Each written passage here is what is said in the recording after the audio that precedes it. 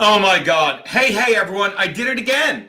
I'm trying to do 9 things at once. I'm running the show on my own today. Keanu is getting a well-deserved vacation. I literally just showed a video for 8 minutes, but then I went to talk, and when I went to speak, it just said scheduled, and I realized I wasn't live. All you missed, and I'll be glad to show it again. Happy Cinco de Mayo. I was showing, and it's great to have you. Shout out, Jake One. Jesse James, I don't know how to break this to you, but I was talking to Stanso last night for half an hour, laughing about it. Again, this is the Dabbleverse, and I don't want to talk too much about it because it's literally fun for us. Like, once you realize what pieces of shit everyone in the Dabbleverse is, you can play it, and I can go full heel, okay? And it just exposes people. You know what I mean? Like, when he's going off and I have video proof literally of my conversation with Anthony, and he even knows it. We were laughing about it. He's like, Geno Spineless, he's a pro wrestler. So when I have him on, he's a pro wrestler. But when he says shit, and then people in my inner circle literally parrot his words and shit on me, that hurts. But that's you proving you're more Dabbleverse than loyal to comedy. You know what I mean? Carl Day Jokes will indeed be here. I sent him the link. Waiting on some interesting stuff with Frankie. I can't wait for. I was showing this today because Vagabond, it is the Tardverse. And I love Jesse James because I think even he knows. He's a great troll. I think even he knows it's stupid. I guarantee.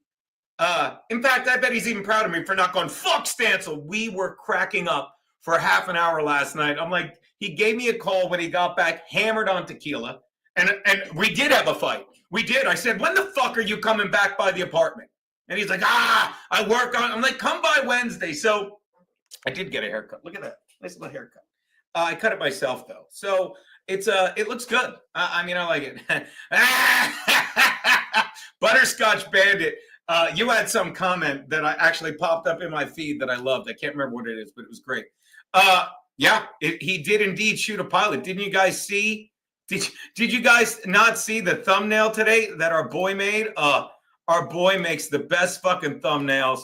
Shout out. I said shout out. Shout out Concrete Pete. Look at that. That's how you make a goddamn thumbnail, people. Look at that shit.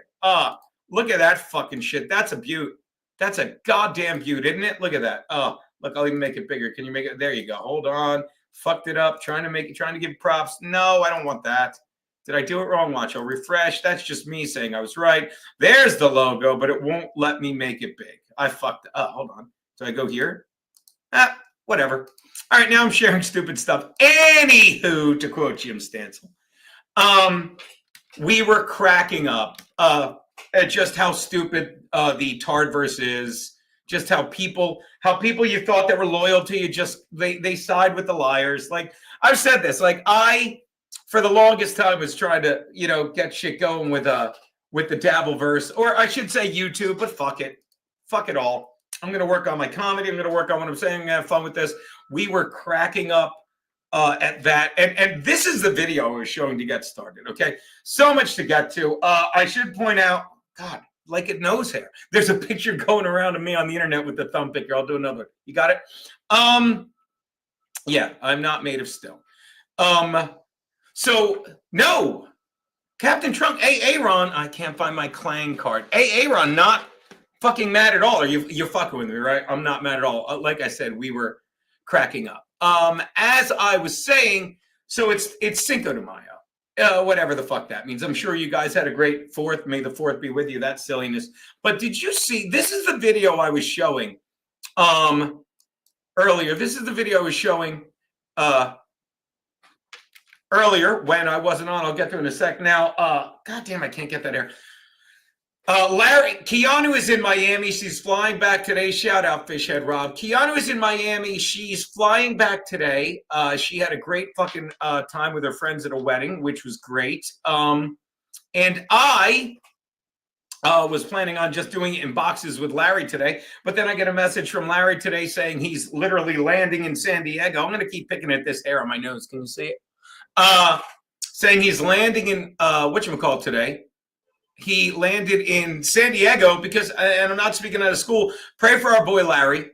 Keep giving him props because Larry is actually his arms are very tired. Larry just landed in San Diego, Ron, and he is, God damn it, I got to find a clanger card. I will find one in a sec when I'm showing this video. He's on his way to Tijuana, kids, because his numbers went up, and so he can't wait any longer. He's going to get the treatments in Mexico, because in Mexico they don't have an FDA trying to keep us sick. Okay, and this is what I'll roll right into this. Now, you guys, I'm sure, are very familiar with Larry's GoFundMe. I'm sure you are. We talk about it all the time. It is fantastic. Larry's GoFundMe. Share this tab instead. Let's put it up right now. It's fantastic. Okay, he's got 25,000 raised. Now, this is what drives me crazy. He has $25,000 raised. Okay, let's check some other GoFundMe, shall we? Okay, first of all, we've got, what is Karmelo Anthony? Karmelo Anthony, give, send, go. Which, by the way, our boy wanted us to do. Karmelo Anthony, give, send, go. This is a guy that fucking stabbed a white man in the chest. Stabbed a kid, brought a knife, fucking, you guys ever seen the, what is it? Why is it doing that? What the fuck? Is it here? There you go. Have you kids ever seen a little thing called The Untouchables? Leave it to a guinea to bring a knife to a gunfight. Leave it to a fucking piece of shit who wasn't raised right. See that? I'm not Shiloh. I didn't say that word, although if the shoe fits. This is a guy that literally brought a knife to a track meet, went where he didn't belong, sat there, said, put your hands on me, and they're comparing him to Kyle Rittenhouse. Are you insane? This guy, unlike Larry, who spends his time making people laugh,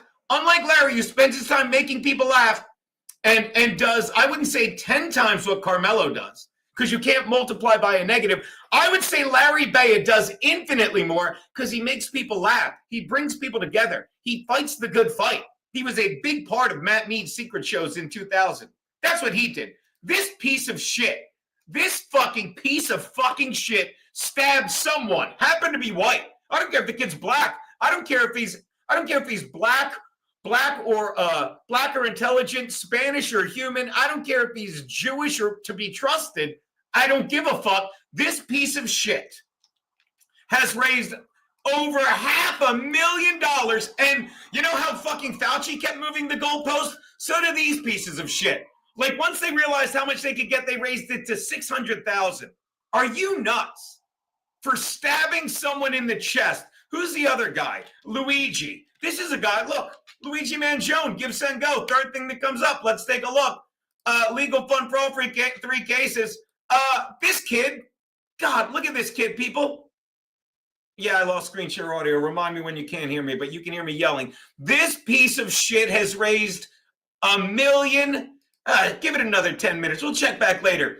$1 million for shooting a farmer, which again, at least not justifying it. At least he had a reason. He's like, oh, my back is in excruciating pain. It drove him so nuts. One could argue that when these guys kept turning him down, he literally, you want to talk about premeditated, both cases, this is premeditated. The guy literally said, let me write, deny, declare, defer, whatever the fuck it was, on 3 bullets, a great line, if you want to do another movie, 3 bullets, a great line from, and please, my loyal fans will know this is going to be about me in a moment. What else would it be? We got time before, and Carl didn't even start to GoFundMe, and he shot a fucking pilot. AIDS. This guy literally is going over $1 million soon because he killed a pharmaceutical president who was denied, at least when you say that. When you say this guy shot someone because he's part of the guy was part of what he believed to be the problem, you can almost justify it, but you can't. But nonetheless, he murdered someone. He made $1 million. He's on $1 million. This piece of shit murdered someone. He made $500,000 and growing. This piece of shit that I can call that because I'm lucky enough to know him, and I love calling him a piece of shit because I absolutely fucking adore him. Adore him. Fucking raised 1/20th A tenth would be 250,000. 1/20th would be $500,000. He raised 1/20th of what this piece of shit raised for murdering someone in the shittiest fucking way. And yet, this is the society we live in. This is what we do. This is how money fucking works. Do you understand? If ever you needed to know how ridiculous a thing money has become, and I will tell you, a buddy of mine sent me a thing that says it all. It really is. If you're still not getting, and I will make this about the Dabbleverse for a sec, I don't understand, and I can't thank you enough for all the super chats you send me, but I honestly think I earn them. I think you guys, it's a little tip, you know what I mean? I think when Creep Boot throws me $1, I think it's very nice of him to do that. Veterans should have all their health care paid for by the government, without a doubt. Thank you for the $1, Creep Boot. He should. He should. He should. By the way, Tosca did not read his manifesto. I did not. Bob, why am I refreshing the page? I don't even know why I'm refreshing the page. Oh, refresh the page. Hold on. That is a great idea. And thank you for the $1, Creep Boot. All right. Right now it's 984,750. Great idea. Let's refresh it. 984,877. Oh my God, Bob, you're right. Let's do it with this fucking 8. 523,401. Let's refresh it. 523,406. Are you out of your mind? Now let's refresh Larry's. 25,177. 25,177. I'm sorry, but if you don't like this, I'm starting to like myself. I really am, and we'll get to something else in a minute. But thank you for, maybe I'll start doing one day a week where it is just me, because this is like therapy. And hi, Keon. I love my wife so much. I do. And let me, as long as I have her here, I was talking to my buddy, Ken Mosk. It's like, why are you yelling at Kiki? Because Kiki's my booth girl. And I believe you can find any clip of me yelling at Aaron like that. You can find clips of me yelling at Garrett and Steve like that. And you can find me yelling at fucking someone I put there who's just as fucking funny, who makes this show so much fucking fun for me. I mean, if you guys, anyone in the Dabbleverse, if you hate my show, blame Keanu, because I probably would have quit by now if it wasn't for her. Look, Keanu's not coming back. Keanu, I sent a picture of her on the beach. I'm like, she's not coming back. So I'm standby for another one. My flight is at 8:40. Good, baby. I'll come pick you up. I will come pick you up. By the way, baby, just find a doorman at the Delta Club. Because she blows people for cocaine. I don't know. But really is, and I've gotten away from this, and I'll tell you guys this, it's manifesting, and I've been so fucking miserable lately. And I apologize to my wife all the time, because I'm living in the past. I'm living where I was, and I'm looking at all the people that fucking weren't loyal, and I expected people to be loyal. And you guys are fucking loyal. You are. I cannot thank you enough. I enjoy coming here every day. But getting back to the whole money aspect of things, money's ridiculous. I've been beating myself up because everyone my age now is retiring, you know? Oh my God. Max Lodes is the greatest guy in the world. He's got his shit together. He's got a house. He raised 2 kids. And I'm like, you should be there right now. I'm like, well, for you to be there right now, Gino, you would have had to live in that house for all this time. You would have had to enslave yourself with a mortgage. And don't get me wrong. My brother knows what he wanted. He did it from the get-go. I'll give Max Lodes credit. You speak things into action. And I remember, I don't even know if I know he remembers, but I don't know if he doesn't think like I do. But my brother, when he met Maxine Lodes in college, he said, I'm going to marry that girl. He did.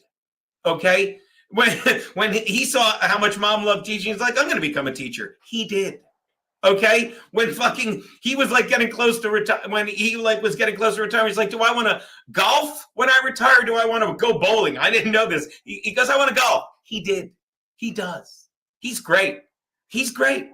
And whenever I get a little wonky in my life, he's the first to say you're fine, or he's the first to say you're a fucking disaster. This is how words have power, okay? Words are the realest thing in the world, and yet you can't put your hands on. Okay? Money is the most fake thing in the world, and yet look at this. Look $2. Somebody's doing well. This is fake. And I'll tell you what fucked me up. He is great. Said his stunt double. Lou, you're fucking great too. And let me tell you, you'll love this, Catholic boy. I've been praying the rosary the past couple of weeks for me, for Larry, for everyone. Because fucking my mother-in-law fucking used to go to visitation stuff. And she's always, I'm like, you know what, I'll play. And I found rosaries on my walk one day, just beat up rosary. And I love that I fucking been praying the rosary and I love it. It's so relaxing and it's really good. But yeah, thank you, good night, mister. Not God's plan for me. So I don't want to get too fucking religious or anything because there's so much to bounce around. Thank Bob Vanna Patrice, shout out. Yeah, so again, and I got to tell you, the smartest thing I ever did was starting to pray this rosary. Shout out Bob Vanna Patrice, I love it. Let's check out this link. Hold on. Boom. Oh, why don't I just do this? So much better. Hair looks good, buddy. Praying for Larry. Yeah, guys, pray for Larry. Say the words, God bless Larry. Say them out loud. Words have power, okay? If you ever listen to Nikola Tesla, we're all about frequencies, okay? And the frequency of your voice creates things. I say it in my act. God damn it, my act is good. God damn it, it's time to fucking get it on tape. God damn it.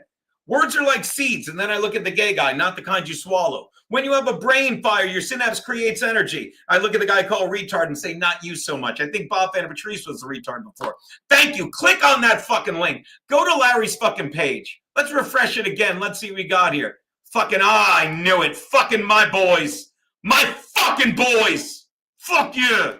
Bob, Ron. Hold on. I'm giving you a clang. Steven fucking Stewart. You guys are the fucking best. Where's my goddamn metal card? Jesus Christ. Oh my God. Look at this.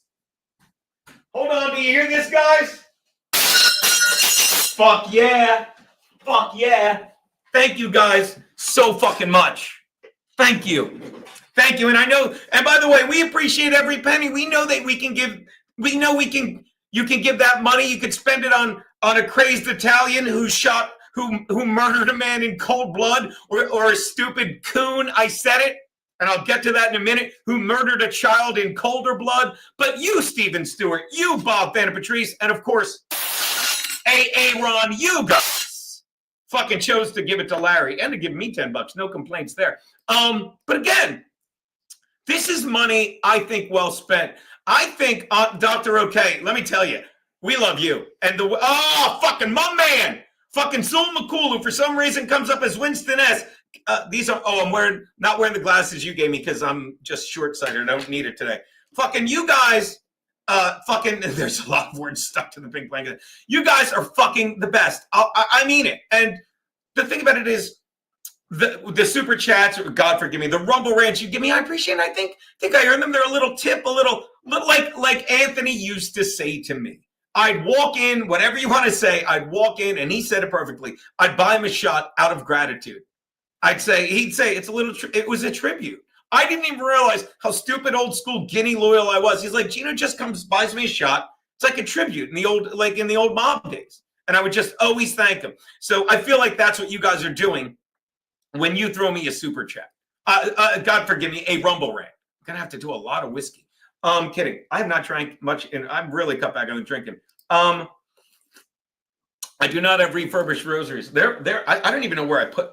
Oh, they're in my pocket. Look at these. I found them walking the other day. Look at, they're just beat up. They're plastic, but they were fucking sent to daddy.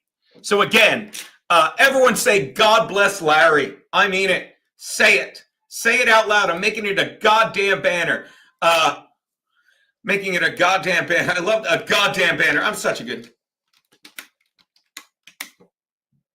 God bless Larry Baya. Hold on. Ba-boom. Add banner. And I'm putting it right there. God bless. I want to leave it spelled wrong, but you guys are jerks. I spelled it wrong. L-A. It's 2 R's or 2 G's. God bless. God bless Larry Bay. There you go. Add banner. Actually, I'm going to scroll it because I'm serious about it. All right. Done. What'd I do? Yeah. Nope.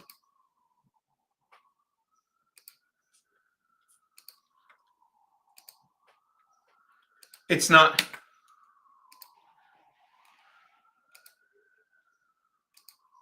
Edit. God damn it. Okay.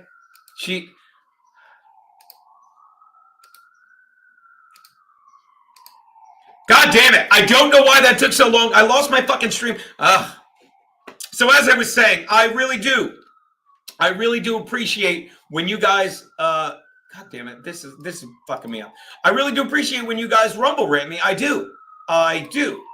It's almost like you guys fucking get what I'm doing here. I'm trying to be entertaining at the same time, trying to do all this fun stuff. But I'm trying to fuck yes. I have a class to teach tonight, but I don't care. We're just reading the scripts. We're doing the second run. Shout out Bob Vanna Patrice. And thank you for getting me back on track with this. I'll say this, ba-boom. Booze on the way, chin down, brother. Thank you so much. Nothing like sitting in your apartment drinking alone while I wait for Carl. But again, this is a little tribute. I appreciate this. Something I'll never understand about the Dabbleverse, okay? One, why I tried so long to get those people, not those people like the fucking guy that stabbed the fucking kid in the chest in cold blood and killed him instantly. When I say those people, I mean dopes in the Dabbleverse that spend their hard-earned money. Bob Vanna Patrice, I love him. He spends his hard-earned money literally traveling for comedy, fucking taking his wife places. Oh my God. Coming to see me, hanging out, showing me pictures of his son, surprising his son. Oh no. And am I wrong, Bob? Let me make sure I got this right. When you raise your children right, they learn to spend their money on things that are wise. Okay. Like, again, to quote the power of the subconscious mind, I like money. I love it. Hold on, I'll get the whole thing. I use it wisely and judiciously. Would you like to? Here you go. Images. To quote the power of the subconscious mind, I like money. I love it. Hold on, open image in new tab so you can read it with me in case you want to save it. Because when you raise your kids right, okay, that's not the one. When you raise your kids right, open image in new tab. They will do things like he told me. Like Bob told me, his kids surprise him, spend his money to come see him. That's how you have to spend your money. Okay? I like money. I love it. I use it wisely, constructively, and judiciously. Money is constantly circulating in my life. I release it with joy, and it returns to me multiplied in a wonderful way. It is good and very good. Money flows to me in avalanches of Aaron Burgundance. Remember that? I use it for good and only good, and I am grateful for my good and for the riches of my mind. If you haven't read The Power of the Subconscious Mind or The Prophet, that's on you. These are books I've read, and I don't have the fucking mind power left to sit still long enough to read a book, but I've read them, and I cannot stress enough. That is true. And sometimes I get mad at myself. Sometimes I look at all the money on my Amex card that I would just throw over the bar at Sullivan's. Because I like money and I love it. And it's constantly circulating in my life. I spend it wisely and judiciously. In hindsight, was spending all that money on a lot of people that fucking turned on me, that sided with fucking Kevin Brennan and Pat Dixon, that literally said Geno interrupts people. Was it wise spending it on them? In hindsight, it was. Because it made me happy to fucking give away that money that was just being thrown at me by fucking Anthony Cumia. It comes and goes, and more money is coming my way. But one thing I'll never understand, while I appreciate every penny you guys send to me, like Jaquan G, who just fucking said, fist up, motherfucker. Fist up, Jaquan, I got you. This nigger gets it, and we'll get to the word nigger in a minute. Something I've always brought up, something that I can say now that I'm all alone. I don't have a producer. E-Rock never backed me up on a lot of shit. And let me tell you, if it weren't for Compound Media, E-Rock's one of the greatest guys in the world. Regardless of me, he's a fantastic father. He's a hard fucking worker. And let me tell you, it was every man for himself. And after a while, he just didn't have time to have my back because the trolls are too much. And maybe he was like, I'm fucking above it. I can't be bothered. But he left me fucking dangling for all the fucking shit I did. And I'm over it. And if he's watching this, I won't get pissed off again. I've made my peace with it. But again, you could have done more. But you were busy raising a beautiful daughter and your wife and handling your shit during the lockdown. So I'm sorry that I think you could have done more. Is that fair? But when you guys come here and give me a little tribute like that, that means a lot. Something I'll never understand is the Dabbleverse. And there are guys, I can name them. I don't care. I watch Kevin Brennan. I've said it again. He's losing his mind. Making him laugh is fantastic to me. Like, I've forgiven him for the shit he did to me, the lies about me, even though he recanted on all of them. When I was on the show, you can see it's clipped everywhere. Yeah, giving out my number was no big thing. Yeah, I was wrong. Felicia invited herself on the show, and don't get me wrong, she didn't trick me. I'm like, of course, come on the show, because I don't realize some people are so whacked out on Adderall who he defended everything I said about fucking about Pat Dixon. Kevin Brennan says now he's on meth, which is Adderall. He hits women, which we know. Everything I said, which again, why am I bragging about being right about the simplest stuff when I need to focus more on how right I was about COVID and all that shit? Why? Why? 2 pennies just stole my quarter. Got the done. Yeah. Thank you for clarifying, Bob, and getting me back on track. You drove 3 hours this year, boy, for 2 hours this week, and he'll be 21 in 7 days. One day he will come with me to visit Uncle Geno, and he'll never forgive you for it. But it's true. You were raised right. I tell this story all like, Bob, please confirm. I might have missed it in the chat. I'll pay attention now. Am I wrong? When we were, and Bob's a fucking, I love hanging out with guys that are, people always said to me, you would have been a good dad.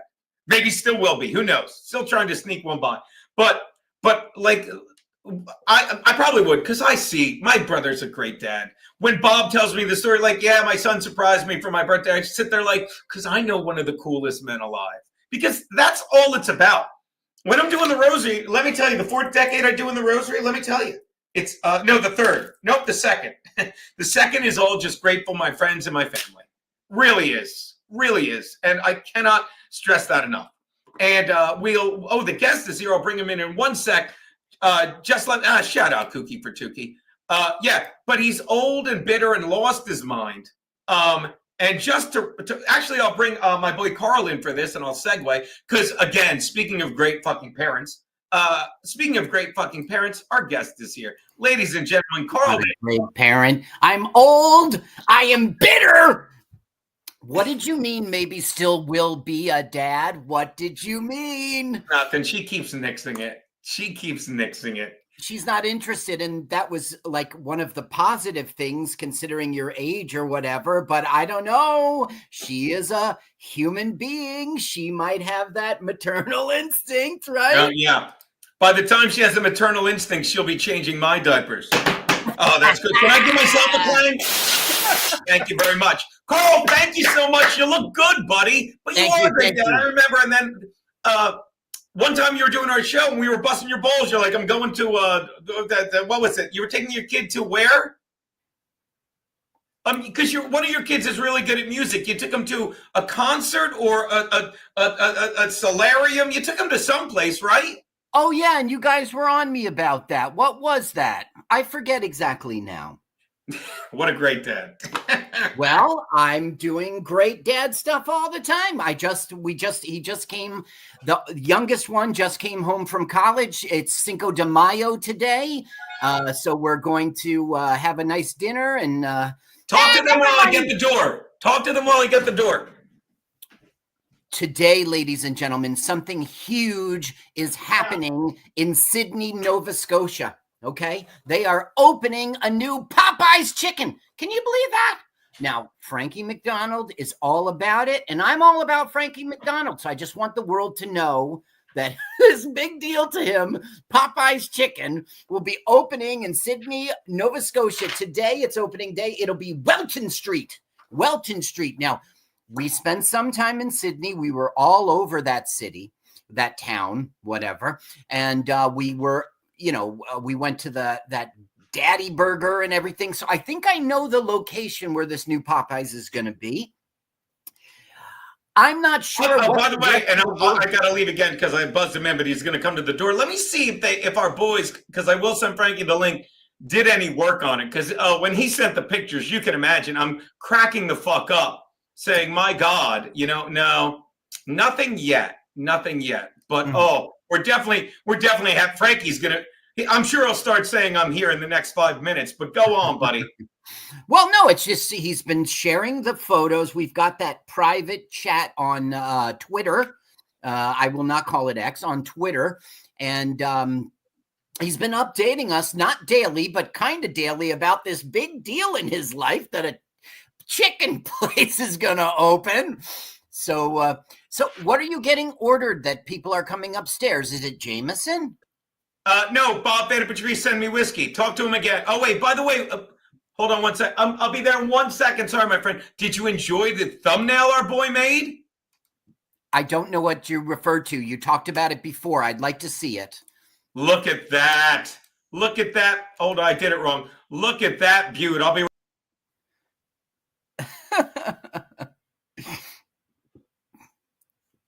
Tom Dagny. Now, this is the pilot that I shot.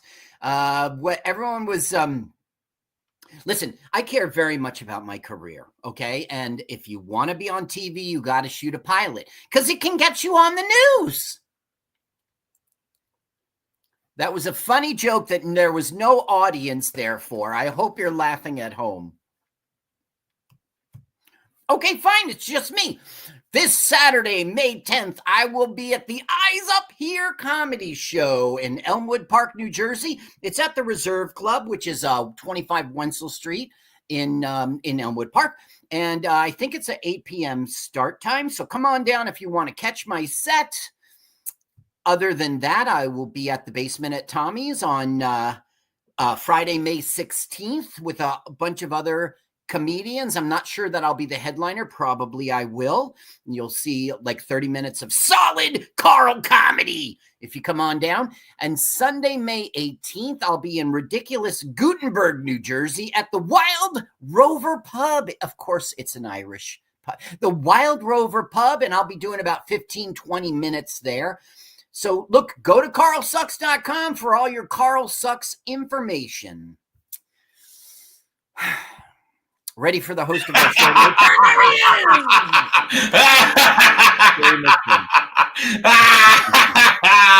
Hold on, I'll be right with you. Someone's gonna have to get an Uber. Wait, I just want you to know, Bob, thanks for I would be a great dad. Like, I mean, look how good a husband I am. I'm getting drunk instead of getting my wife at the airport. Hey, buddy, how are you? Still get her. Good. Listen, you can still get her at the airport, just knock a few back, Personally, I like to have beer in the car. I think it's an easier drink. There's not sipping. You really need to enjoy your Jameson, so I'm usually all about the beer in the car. But still, you could have a flask. You can get her. Where's she flying into? LaGuardia? By the way, LaGuardia, 10-minute ride. By the way, it's so funny because Pete, again, Max loads everyone. I go over stuff in my brain. And Pete, let me tell you something. I have no regrets about that, okay? And don't get me wrong, like in terms of, and of course it's Franklin. Like one time I was supposed to, we'll call him right now. Hold on. Call him Loads. Do you mind if we call Loads so we can explain? I don't. And in fact, Loads, I'm going to call you and we will let Carl be the voice of reason on this, okay? Boo-boo, 609. What is the topic that I'm reasonably reasoning on? You'll see. Okay, this is why, I'll tell you why I have no qualms about this in a second. Now, I was one time years ago. Uncle Geno. Now, I'm going to set up the story. How are you, Loads? Carl is going to be the arbiter of truth, okay? And I was honestly thinking about this the other day, because I'm like, I'm good, blah, blah, blah. Pete, okay, so we have this cousin Franklin, who we're coming to find out is a cheap kite-type freeloader. Peter, right or wrong? I'm not going to say. Okay, well, let's play a game. Peter, let's pretend that you were married to a woman whose parents are fantastic, okay? Let's pretend they've been nothing but giving and supportive, not only of you, but of your stupid pain-in-the-ass brother. Am I right so far? Okay, yes. Okay, let's pretend that after every crazy woman I ever brought home to the house, the first time your mother-in-law met Keanu, she looked at me and said, she's wonderful. She didn't say she's really nice. She said she's wonderful in getting back to parenting, a motherly way like, was that so fucking difficult? I've put up with 20 years of insane people. Did she not say it like that, Peter? True or false? That is true. Okay, moving forward. Let's say she's married to a very funny man who one time at your wedding, I believe, we're at the bar and he's drinking Manhattans, which your mother loved, right? Right. And I looked at him, and he orders a Manhattan, and I'm at the bar, and I said, my mother loves Manhattans. I guess that's two things you both love now. And he goes, what else do I love? Because he was implying his son-in-law is a piece of shit. But we laughed. Okay. Now, hold on. Ladies and gentlemen of the jury, that's you, Carl. That's you, chat. Have I yet said anything that does not back up what a solid family member I am and I was raised by and we've attracted into our lives? Carl, am I right thus far? Thus far, you have not said anything far afield. That is my thoughtful consideration. Please, the jury, I present this incident where that father-in-law, who's so generous, is a member of a country club, a fancy, not only fancy, but let me go to the witness. You're on, and remember, you're under oath, Mr. Biscotti. Wouldn't you not also call it schmancy? No, it's a nice club. This is where someone should have said objection. He's leading the witness. Here's the thing, Gene. If you went there wearing jeans to a comedy show, they wouldn't tell you to have to change your slacks. Oh. All right, they would have allowed jeans in. All right, strike, Your Honor, strike that from the record. Immaterial, Your Honor. My question to you is, what does a round at this fancy, although you would not say schmancy, club cost? I'm gonna say about $60 $60. for a For a round of drink? golf What'd you say? You said with the cart, maybe at Medford Lakes Country Club. I think so. I can look it up. No, that's not even that expensive. Did Franklin ever A, pay, or B, Your Honor? This isn't Frankie MacDonald. Or I would say, is Franklin A, not a nigger, or, and you would say B. Oh, we didn't even get to Shiloh's GoFundMe yet. How does this have anything to do with you not picking up the airport? I am getting that. You're on. This is where the Wait, judge. I need to understand. Can the stenographer read back, please? I'm The not. Medford You have Lakes- to read it back to me like a child. I said, "Is it grave danger?" You said, "Is there any other kind?" I'm Medford saying, Lakes, how much is a drink? Offer to pay. I thought it was a lot more. It makes it worse that it's only $60. Okay, for a round. Okay. Peter, I would say no. I don't recall that ever being the situation. did I not one time hear? And I don't mean to bring Maxine into this, but I believe she said her father said he never even offered to pay. I believe that's the case. All right, moving forward. Peter, does your brother fly a lot?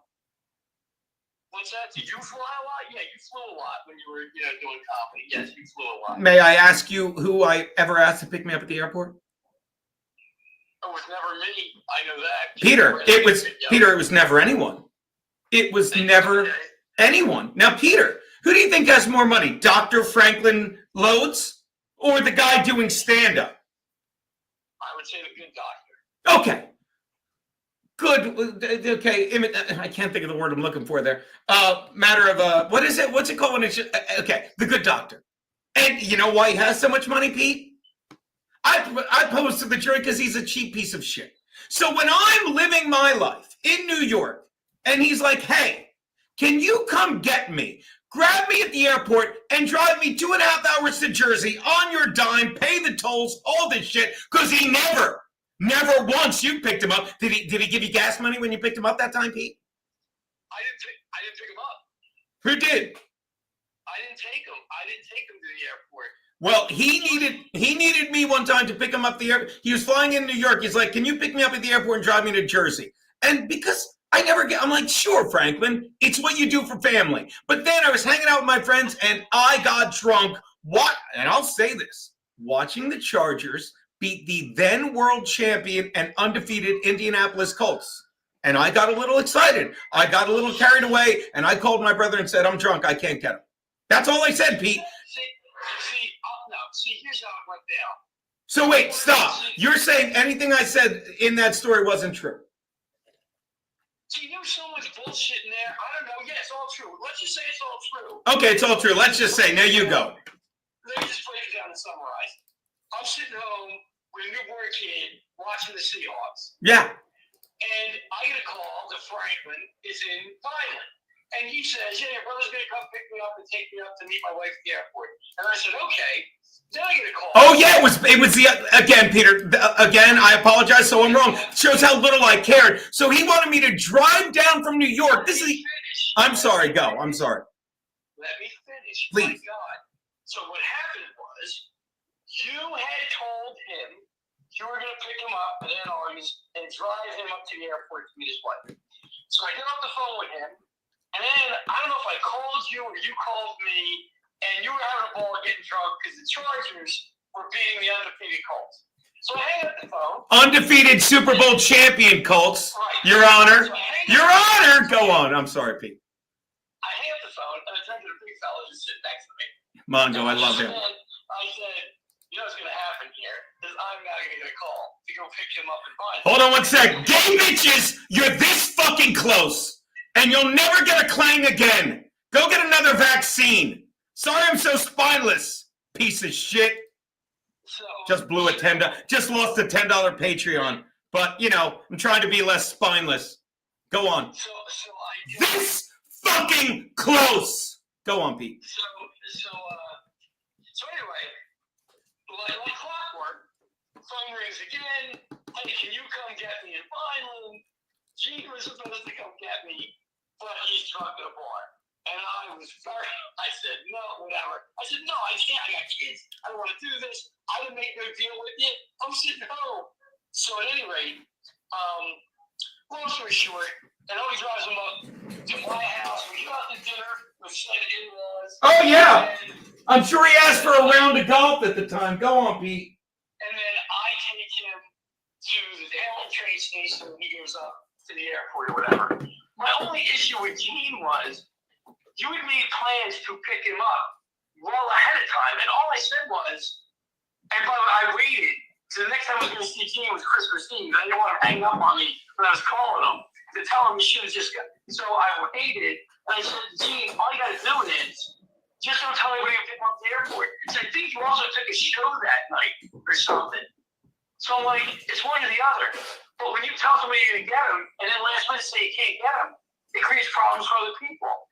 That was the situation. Peter, I would agree with that except for one word. And I was looking, I'm sorry to the chat, I was looking for a book. Peter, the book is by my good friend James Altucher. And you know what that book is called, Peter? What's the book by? Who's it by? James Altucher. That book is called The Power of No. And in that moment, Peter, I said no. And it was liberating because in that moment, that was one of the first moments I should have realized everything we're realizing about Franklin, Peter. Peter, Franklin, fast forward, and then Gabe will get to Carl. He's a gwet. Even though I'm spineless. Like Peter, I believe Maya Angelou, colored broad, no one killed her yet. She died on her own. Said, when people tell you who they are, believe them. Fast forward 10, 15 years later, Peter, every year he came up to New York, didn't he? I assume so. Every year I bought him dinner. Every year. One time, Carl bought him a $400 bottle of wine because I'll never drink a $400 bottle of wine, right? Yeah, I still have it. Yeah, but it's his birthday. Peter, this year he comes up, fucking, want to have dinner with him and the wife, and I say, and Jeff even said, our cousin, I'm like, you're buying.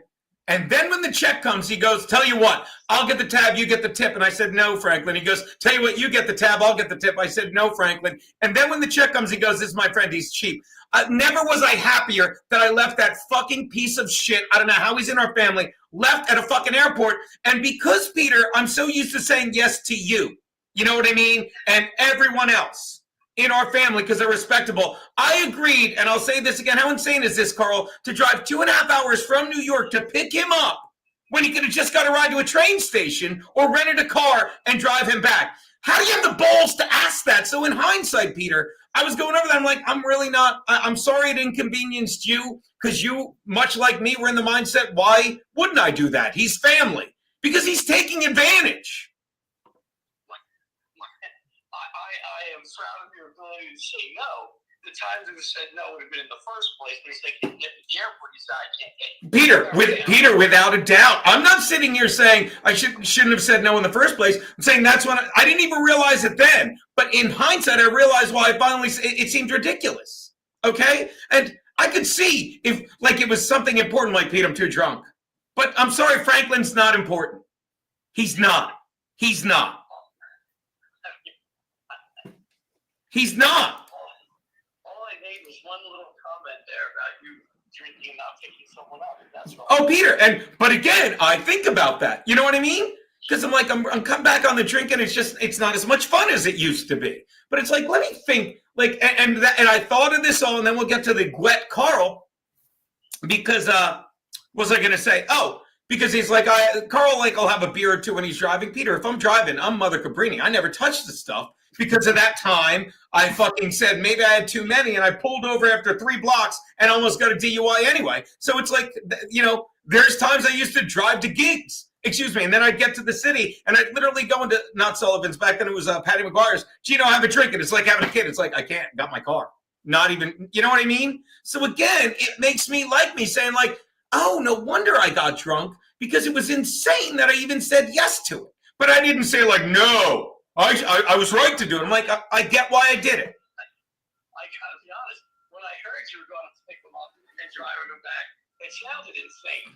I'm like, I didn't agree to do it, so I didn't. Yeah, and I'm sorry, Peter, watch this. I'll say it again. I'm sorry that you were raised right too, and you're like, well, I gotta hook him up. Why didn't you say like, why don't you take the train? Because we're so nice and we were raised right. It wouldn't occur to us to be like, are you out of your fucking Pete? Do I ever say I'm coming to softball or I'm taking the wipe down? Peter, do I ever say, hey, we're doing Peronis? We have to do it soon. Why don't you drive up and get me? I mean, you live down there. No. Because it's retarded. All right, I'm going to let you go. I didn't get to Carl, but you are the schmoopest, big brother. Great seeing you, Carl. Oh, wait. Hey, by the way, did we win yesterday? We played 3 innings, and then a monsoon came. All right, one more thing, Carl, and then I'll let him go. Peter, would I rather come down every game, hit a home run in every at-bat, and win every fucking game that I play with you guys? Or would I have rather been there to see the game get rained out, sitting next to you after 3 innings? Which one, Pete? The second one. There's not even a question about that. All right, I love you, big brother. Again, I'm sorry that happened so long ago, but I have no remorse now that I think about it, okay? No problem. Right. Okay. And again, Carl, thank you so much. Like, and shout out Bob, fan of Patrice. I'm a good guy. I really am. Let's put that up real fast. The doorman from the stand is going to pick Kiki up. Don't laugh at that. I'm ashamed of myself. She'll show up all coked up. No, Bob. So again, I got off topic, but again, like that's how we are. Like I've never put money first, and I got to stop blaming myself that I sit here at this age saying like, what am I doing? And it's like, I'll tell you what I'm doing. I'm worrying about money, which I've never done. And that causes it to fly away. And again, I'm not broke. I'm not want for anything other than, you know, some like credit card bills, which I cannot wait to not pay. I know that sounds terrible, but I'll say, pay the minimum. You'll be fine. I just need the balls to pull the trigger and stop paying. And once I do, it's going to be great because they made nothing but profits on all this shit. That said, how are you, buddy? I'm fine. I thought I was going to be a judge. It sounds like cousin Franklin is not. Actually, I should. I forgot. I got off topic. So what do you think of that? Like, you heard both sides. And by the way, like, this is how nuts my cousin Franklin is. I did lie. I didn't lie. I did get the story wrong because in my brain, he was flying into New York. You know? Right, it wasn't. Yeah. So I was going to pick him up where I live to drive him to Vineland 2.5 hours south. But no, so I could have hung out with my aunt. No, it was drive down, get him, and drive him back. That's 5 hours of driving because he didn't want to rent a car or spend $40 on a train when he's a doctor, not a medical doctor, but like a whatever. He has got a PhD, a real one, not like Joe Biden. So again, in hindsight, I was thinking of that the other day. It's like, no, he's a fucking piece of shit. Your thoughts? Well, the time to say, okay, first of all, it sounds like cousin Franklin is a very bad character, okay? And it sounds like you inconvenienced a person. It's not that big, you know, but you did screw him. Yes, I did. And perfectly put. And I have no, like, I'm telling you. The time to say no was when he made his ridiculous ask. Now, I understand why you didn't say no. He's family. I get it. I would go so far as to say no. I think you said you read. I think I read this book once. It was called "The Selfishness of No," You just tell a guy the day you're supposed to pick him Who up. wrote it? I got drunk. I Google But it it's right now. because Who the wrote the football, book? you can't blame me. It's the Colts. Who wrote the book, The Selfishness of No? It's a good friend of yours. I forget. You said his name. I forget. James Altucher? That was his sequel? Again, by the way, shout out, Pete. I'm confused. The power of no is when he called you up with the ridiculous request. That's what I'm going to say. I'm sorry, you can't take advantage of me. I know we're family, but that's taking advantage of me. The thing is, when you were a sucker and committed to it, then you did screw him. You screwed him, and I mean, but I would argue, bang my gavel. You know, I mean, yeah, but I would argue the fact is we're just so used to saying yes to family because as family we respect each other and don't make ridiculous requests. Well, that's when you say no. Yeah, but you do right. And again, there is not a moment here where I'm saying like, no, I was right. I'm like, I get why I said no, and then why in a moment of drunkenness I'm like, I'm not going. And I had no qualms about saying no. But in my defense, like if I had to go get Peter and take him to the doctor or something, and he'd never ask because he handles his own shit like me, we're responsible. You wouldn't say no to Peter. I wouldn't say no, but I'd make same thing. It's like I wouldn't drink. I'd be like, I have to go get my brother. But let me tell you, I'm sure in the back of my mind, it's like, why am I driving 5 hours? You know, and I am not saying I was right. I'm saying I get it. Oh, Keanu's happy to see you, buddy. So I get it. Well, the thing to do is you're drunk, the Colts are there, but you made a commitment. So do cocaine. You'll be fine. I'm telling you that's how insane he is with money, and I don't want to be like that. You know what I mean? Vineland, New Jersey, right? I hear tell that this coming Saturday, somebody's got a gig. When? Don't you have a gig in Vineland this Saturday? Do I have a gig in Vineland this Saturday? I don't know. Do I have a gig in Vineland? Have I brass knuckles? Have I brass knuckles? Do I have a gig in Vineland this Saturday? Thank you for, I do indeed. Well, look at that, buddy. Me, Keanu, Jimmy Graham will be at the Comedy Roost. The Comedy Roost, Jimmy Graham presents the Comedy Roost. The prodigal cock comes home to roost. That's me. That's my wife. That's Jimmy Graham. Saturday, May 10th. Get your tickets, people, at Eventbrite right here. Here's the link. I'm going to put the link in the chat. You guys can share it with people. How great would that be? Let people know how much money to stop talking about Franklin.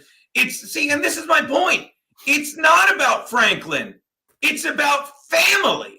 It's about being raised right. It's about fucking putting family in front of money, and you make bad decisions. And let me tell you, not getting Franklin didn't cost me anything.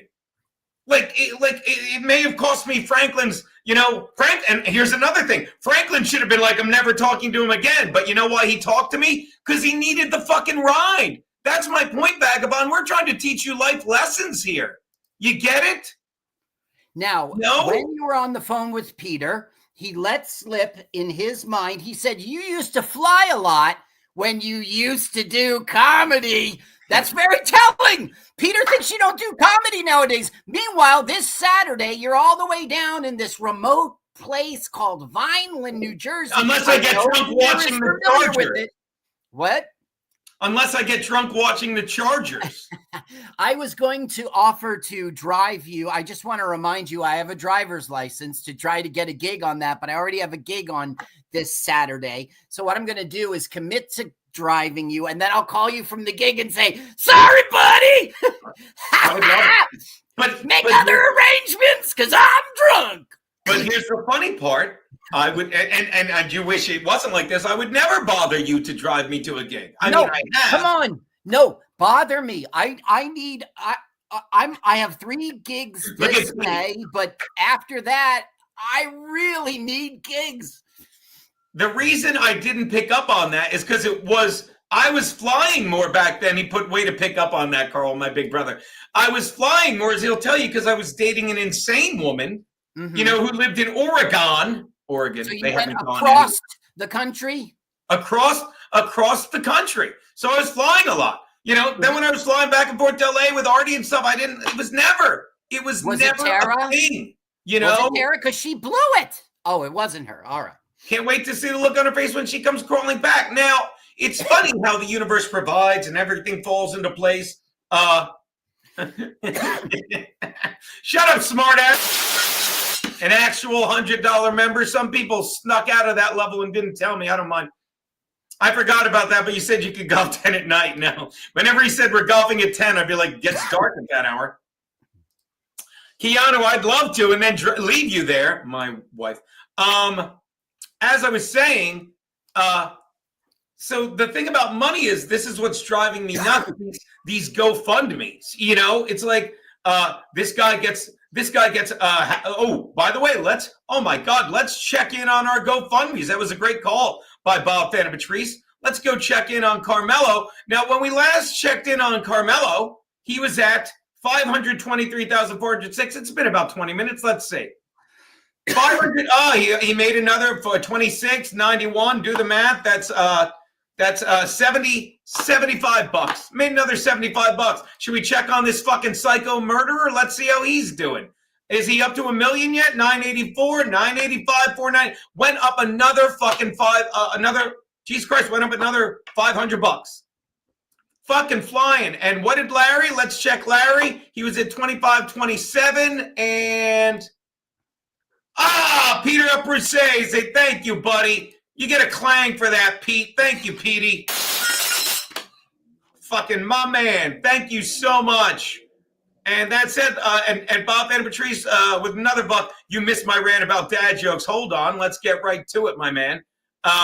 Boom. Thank you for the $1. I did it so you'd give me another $1. Pete. The doorman from the stand is going to pick Kiki up. Don't laugh at that. I read that one.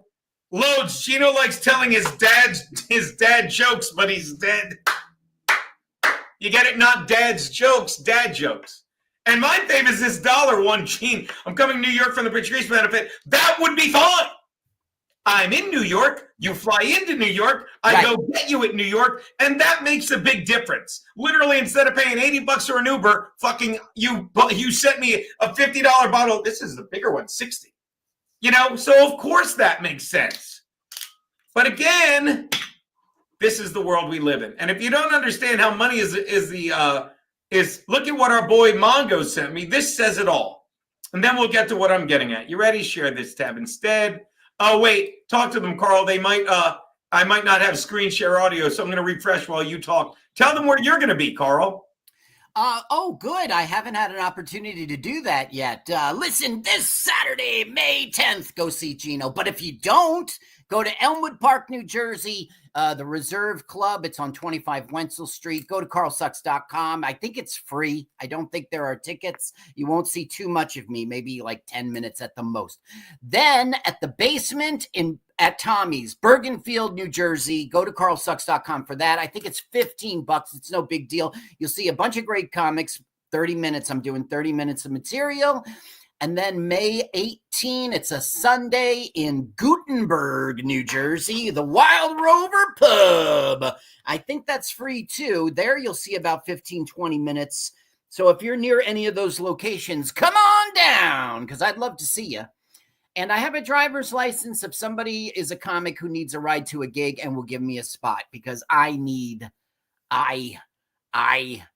trying hard to get booked. You know, I keep knocking on the doors. Oh.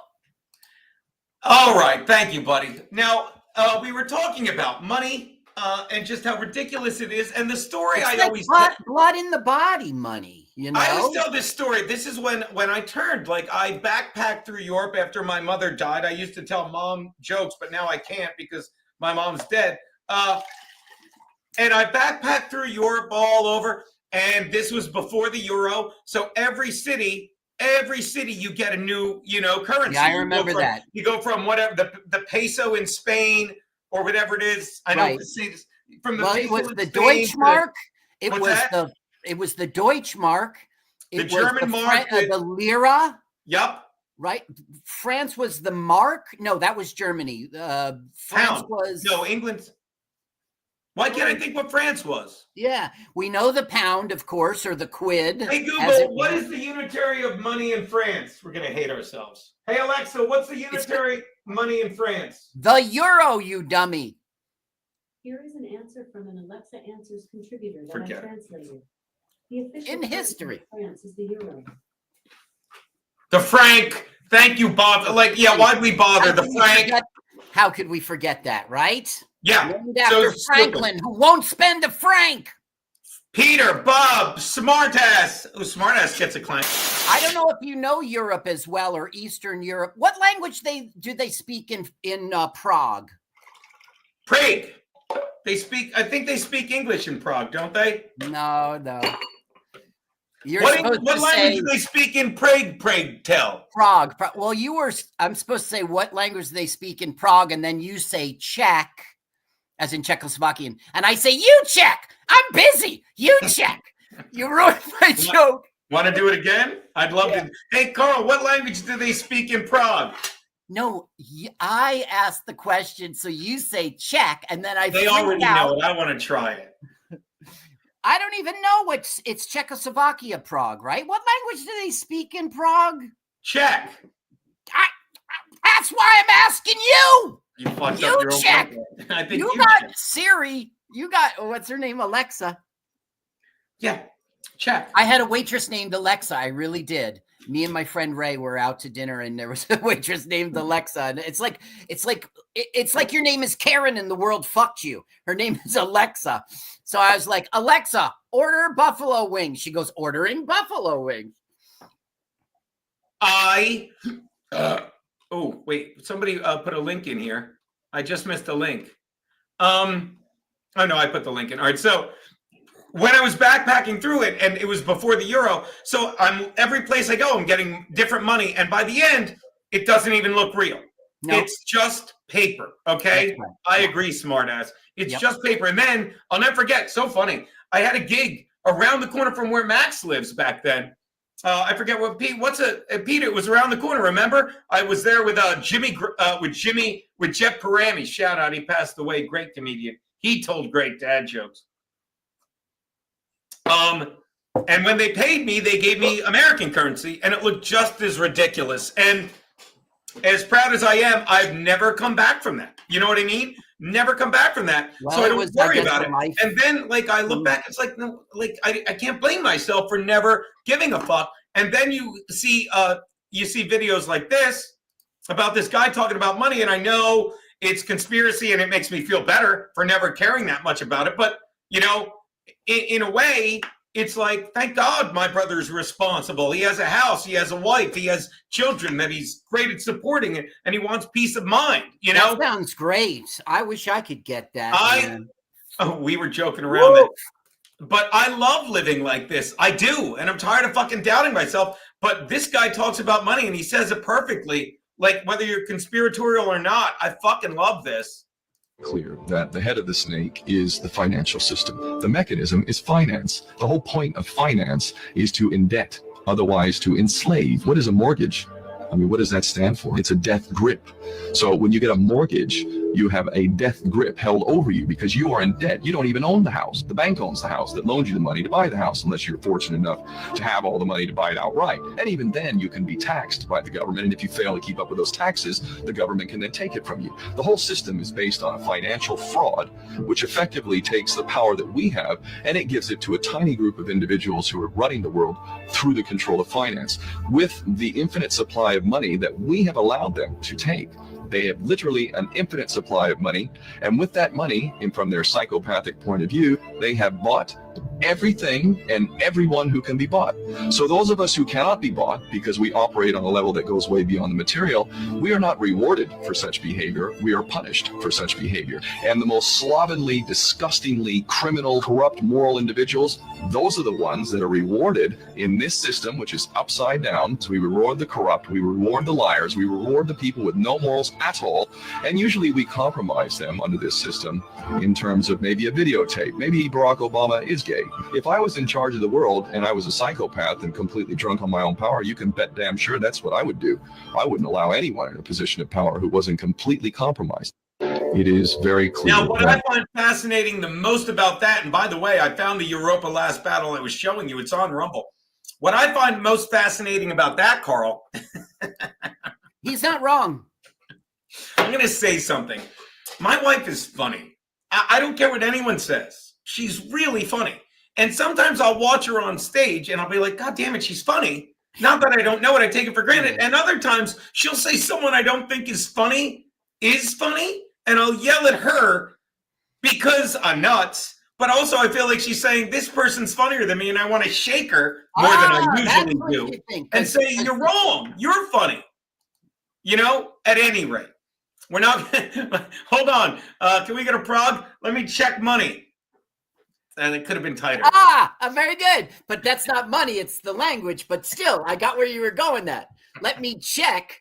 Yeah, well, let me check on their money. Listen, I want to say Keanu is very funny. It's not because she's watching or anything. I love the hits. You know, I love the washing of when her father shipped her an item. I love Shark Week. That's a great bit. Shark Week. She didn't. I won't go through them all, but yeah, she's fantastic. You don't have to go through them all because she'll be going through them all this weekend when I am at Jimmy Graham's room, ladies and gentlemen, with Keanu C. Thompson. All right, I didn't even have Saturday, May 10. Coming right up. Where are you instead? I was going to ask you to drive for no good reason. And then not put you on stage. It's Elmwood Park, New Jersey. It's the Reserve Club in 25 Wenzel Street.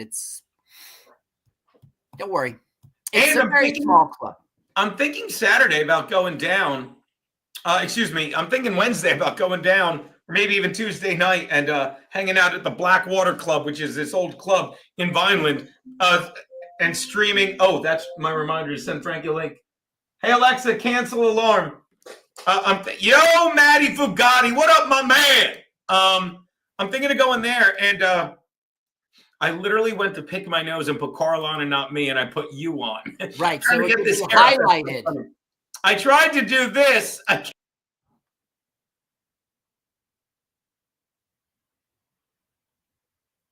Got it.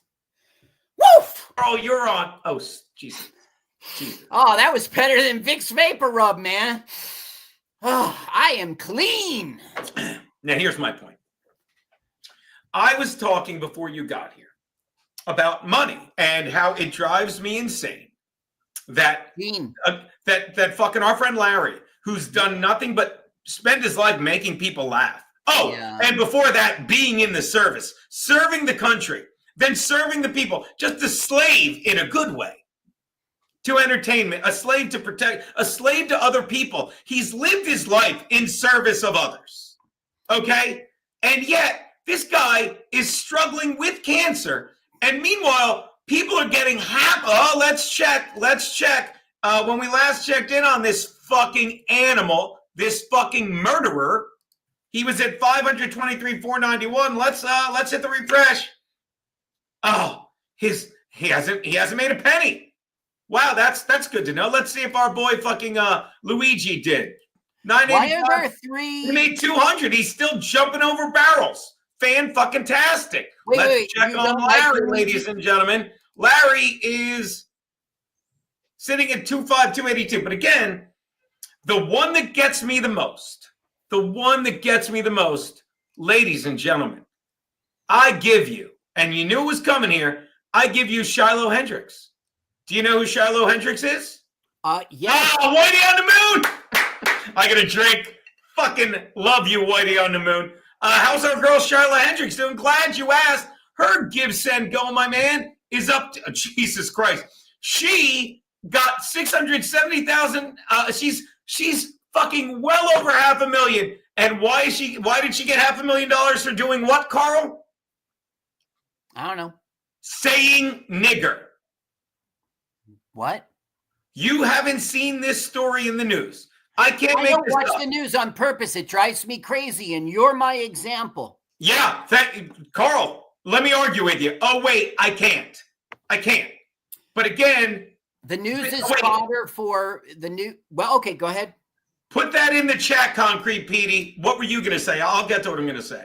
No, I was just going to say that when you watch the news, you drive yourself crazy. And don't forget, the news is a money-making venture. So they want you getting crazy. So you're back for more and they can charge more for advertising. Jameson, oh, my baby, I love you. I love you. I'm out. Can you guess why? Hiccup. That's why. I drank it all. Oh, you got to do a stream. They send you booze.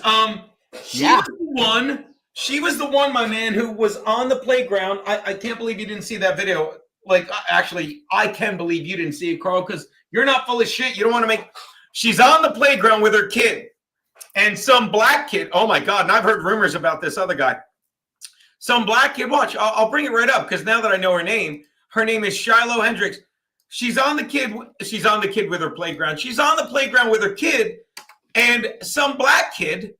I'll go to videos. Some black kid, like 4 or 5 years old, walks up and starts going through her bag, her diaper bag, to rob, to take like stuff from it. He's going through her bag. So she literally goes, she calls him what he's acting like. Okay. And this is how I always say the word parent is also a verb. Okay. What you should do at that point is slap your kid on the hand or whatever you do to discipline your kid, because he's literally in public stealing, okay? Stealing. And what happened was, oh, there you go. He sent me a fundraiser. All right. I see it now. We'll get to another fundraiser in a sec. But rather than say, I'm sorry, you know how kids are. You know what I mean? You shouldn't have said that. Like, I'm hurt by your words. He's a kid. He literally just went right to the camera and started filming her. He's like, "What'd you call her?" Because rather than hold his son accountable, and he's like, "Oh, I'm going to film you saying it." So she just goes, "Nigger, your son's acting like one." Yeah, and she said, and I quote, "Oh my God," and this is the move now. This is the move now. Hello, my name is Shiloh. I've been put in a very dire situation. I recently had a kid steal from my 18-month-old son's diaper bag at a park. I called the kid out for what he was, nigger. Another man who we recently found out has had a history with law enforcement, apparently for watch me, I'm on Rumble, pedophilia. He was charged with pedophilia, according to several sources. Proceeded to record me and follow me to my car. He then posted these videos online, which has caused my family and myself great turmoil. My social's been leaked, my address, blah, blah, blah. My eldest child may not be going back to school, even where our exercise has been exposed. I'm asking for your help. And she is up to, well, let's check. Last we checked 670,000. Now it's 592. It went up a little bit. Again, so you can understand. I was reading it. So you can understand my frustration, Carl, when I have spent years saying that the word nigger, that words are like anything else. And if you were raised right, you use all your words for good. You understand? I had a joke where the first person ever to say nigger please was Thomas Jefferson. And because a certain comedian out of Delaware, a drunk named Matt Scarpelli, wasn't it too long a story. He's like, Geno screamed the word nigger on stage and everyone walked out, which is a lie. But that's because somebody who was offended by it sent an email and said, oh my God, we walked out with the rest of the crowd when he said that word, and they didn't. At any rate, and then Aaron got mad because there's all this stuff. But I've always said words are like anything else, and it's how you use them. Take a hammer, build a homeless person a house, you're a hero. Take the same hammer, kill that homeless person, you're a hero to me. But well, again, yeah, you're helping with, but it's how you look at it. But now people are monetizing evil. People are monetizing evil actions. People are monetizing evil fucking words. People are monetizing victimhood. And all I've ever fucking said from behind the desk, from behind the mic, it's like take responsibility for your actions, use your words for good, and take and always be ready to back them up. And this nigger has always been able to back up the words he says and how he uses them. Okay? You get clips of Kevin Brennan, who people can't give money to enough while he's behind the desk screaming fucking niggers because he was raised fucking by old Irish people that used to be called fucking niggers, so they don't give a shit about the word, but he uses it in the same racist way that it was used at him, and that's bad. But again, say what you want about us, but in our family, we were Sicilian farmers. We never sat there screaming that at people. because we were those people. But again, this is where the world is, and this furthers my belief that money is just fucking ridiculous. Let's see how much money she made in the past during that rant. 592, 652. She made another $60. God bless her. She's earned it. Your thoughts, Carl? I think that we should have a world without money, which sounds crazy, but it's not crazy. It's very doable. We have right now today, I'm talking about 2025's world with automation and factories and systems, our technology. We have abundance. We have anything you want, you can get. You just need to pay for it, right? Since we have a world of abundance, we should get rid of the pay, and you can just have what you want so we can support this world. Now you would say, who's going to do the work? You absolutely can have people do the work. It would be the Department of Public Works, people under the age of 35. When you're 35, you retire for life, by the way. This is all possible and doable. It's called a resource-based economy. Don't trust me. Google it. By the way, thank you so much, Concrete Petey. He gave us this. I didn't realize what it was. The child, the nigger in question, started his own. The 5-year-old who robbed someone, and rather than being disciplined, is getting $350,000 for his trouble. How great is that? How great is that? It's a learned skill. Who's giving him this money? The GoFundMe people. Of course, you GoFundMe for this because it's like, oh my God. Let's see how he. No, but how is it that he needs money? Like, he was called the N-word, which is bad, but why does he need money? Because he wasn't harmed. She was. Am I wrong? Let's turn outrage into impact. It says. The NAACP. Oh, wait, hold on. I didn't bring it up. I apologize. Here it is. I apologize, guys. There you go. The NAACP. They had to put Shiloh there because they all look alike. Wait, look how nice he looks. And deeply disturbed by racist hate. Let us be clear. It was an intentional racist threat. Now, that's a lie. So you're saying she went there intentionally to call someone the N-word. He's saying they steal. Because the only way it's intentional is, let me leave my bag out near this black kid and he'll rob me. You're saying terrible things. Carl, am I wrong? Your thoughts? Well, I don't think that she was looking for it. I don't think it was intentional. You know, the thing is, this is one of the main reasons why I don't watch the news. There was an incident on a playground. That's where it should have started and left. Who gives a fuck? Who cares? Bob is on fire today. I too will be visiting Prague. Could you pick me up at the airport? See, this is how we do. Oh, God. Go on, buddy. Oh, Matt Bugatti. Go on. You should be a multimillionaire. Gene, you should be. I know, Matt. I should be buying you giant blocks of fucking I love Matt Bugatti. I should be buying you giant cutting blocks. I should be sending fantastic whiskey to Garrett and Steve. You're going to have to do it until someone hears me scream the word. Thank you so much. Listen, I heard you boy fucking J-Mac. Carl, they just took my father away a straight jacket. I guess they ran out of gay jackets. That's one of my gags. Fans love you. I love how much the fans love you, buddy. I wish they would show it by coming out to my shows. Well, no, that's very nice, and I'm very appreciative. I'm doing better and better on social media. I'm still not where I want to be, but I keep doing that content every day. I wish you were too on TikTok.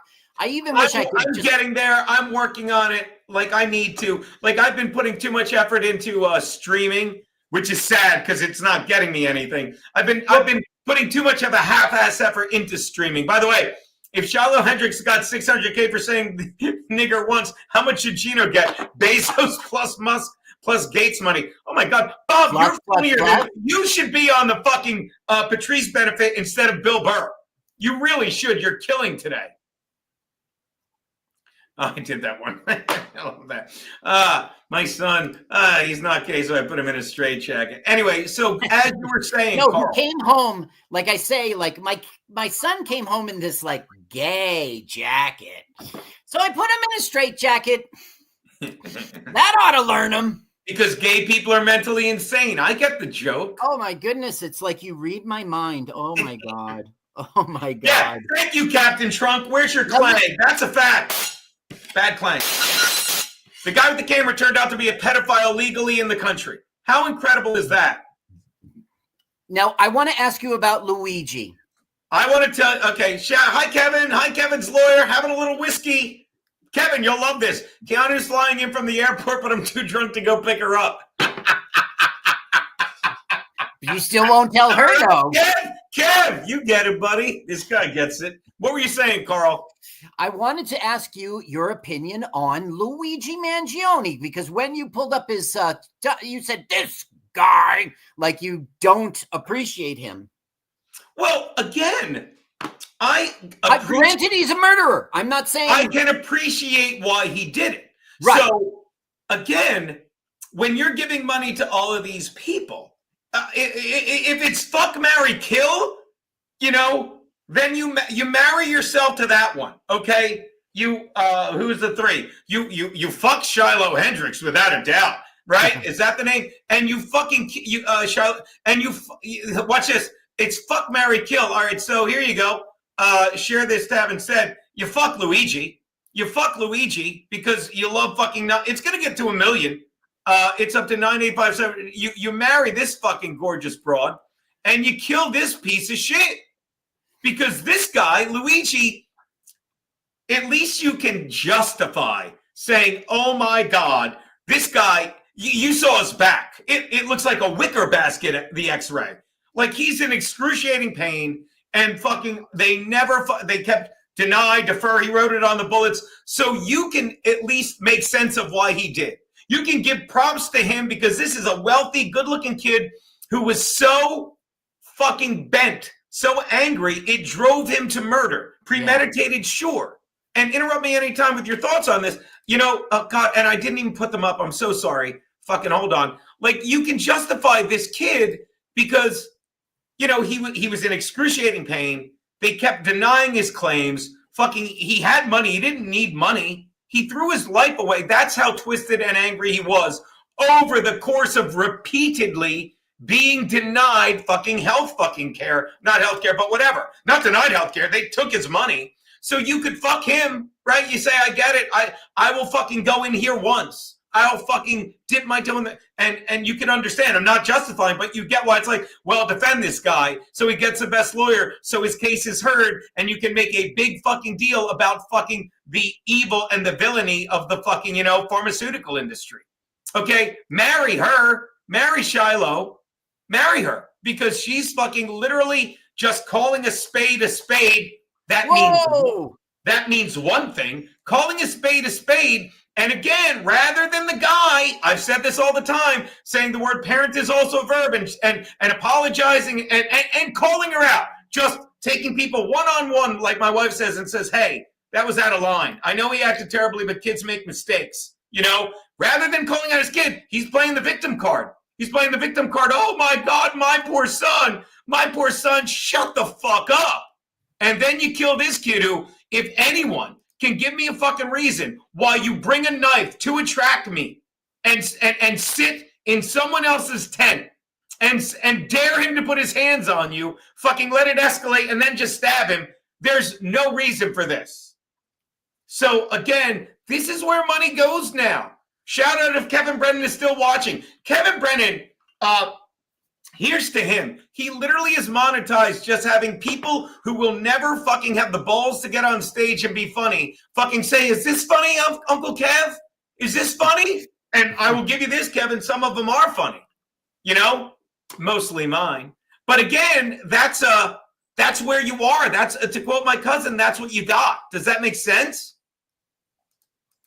All of that? Most of it. Some of it. Let's play Fuck, Marry, Kill. I love it. Okay? All right. Mary Jane, Chanel Omari, and Chrissy Mayer. Mary Jane who? Oh, the skinny white chick? Mary Jane Murphy. Maybe you're not, you know her? She's great. I love Mary Jane Murphy. She's going to do the show, and then she had to cancel. I was going to pitch you on getting her back on the show. Okay. Not because I want her to be my girlfriend. Why would you even say that? I don't know where that came out of left field, dude. Obviously, I marry Chrissy because then we could all like live together. All right, let me drop her name. Let me drop her name. You're right. I shouldn't have. But that was perfect. Frank could fuck her, and Kiana could hang out with her godson all the time, and I could hang out with Frank's father, and just I'd marry her in a heartbeat. Another Frank. Didn't get the way with Frank. I would. Now I've got to like. I don't want to kill. He's got 3 Franks in a row, right? The grandfather, the dad, and the baby. All Franks. Yeah. So I asked Chrissy. I said, which one is Frank named after, the father or the grandfather? Yeah. She didn't give me a straight answer. I'd fuck Mary Jane for no other reason than she seems like a crazier fuck. So I'd have to kill Chanel, but I wouldn't really. I'd do it. I'd Jeffrey Epstein. I'd be like, oh, Chanel hung herself last night, and then she'd probably go off to the Barbados and be a millionaire. And most importantly, if I chose to fuck Chanel Omari, I'd be choosing to kill her because she'd probably kill herself.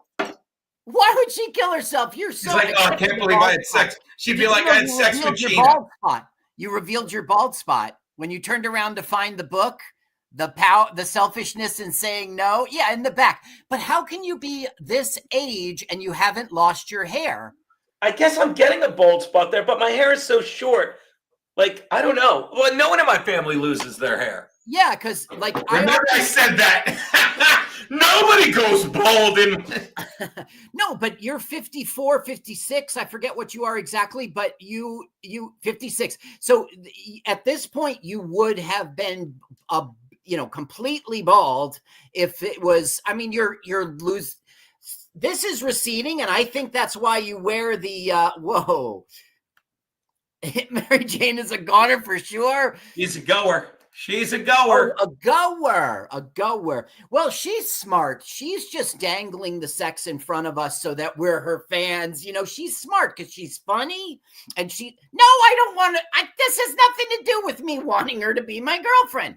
I don't know why you continue to harp on a point that is irrelevant. I am married. Are things not going well with you and Dominic? Me and my bro are tight. That's right. What was the oh my God, you and your bro got it. Oh, hold on. I got a bit for that. Did I let that slip? No, because I have a, God damn it, hold on. There you go. Share this tab instead. There you go. Look at that, my man. Yeah, this. We can't hear it, so. Oh, really? There's no sound in? Well, I think it's on mute. No, it's not. Hold on. Talk to them for 1 sec. Reloading the page. So I was talking to this really woke guy, and that's cool. That's fine. You be you, And he was telling me, like, you're cisgender. And I was like, whoa. Are you, whoa. You're telling the joke? Come on. All right. I didn't get to the punch. You interrupted me. Because I lose sound, but I can do that and you'll stay. So I love that. Here we go. Okay. All right. Let me tell me if you can hear it now. Okay, buddy? Okay. So I was talking to this really woke guy. That's cool, whatever, you be you, right? And he was telling me, he was like, you're cisgender. And I was like, whoa, I am bro-gender. Take a look, I'm all bro, guy. Yeah. Let me ask you something, Carl. Are people like I would imagine, like I lived it. Like we used to do, I know we're getting to that. Thank you, Jesse. When I used to do, Scotty's, like I'd see you whenever I was there, and the crowd knew your act. They loved it. And I don't mean that they knew it, but they knew you. They knew what you did. And I think anyone that came back as much as they did grew to appreciate it. Like I always said, you know what I mean? But now you're taking it on the road. God bless you. Yes. Not that you weren't before, but now even more so, right? Right. How is it being greeted?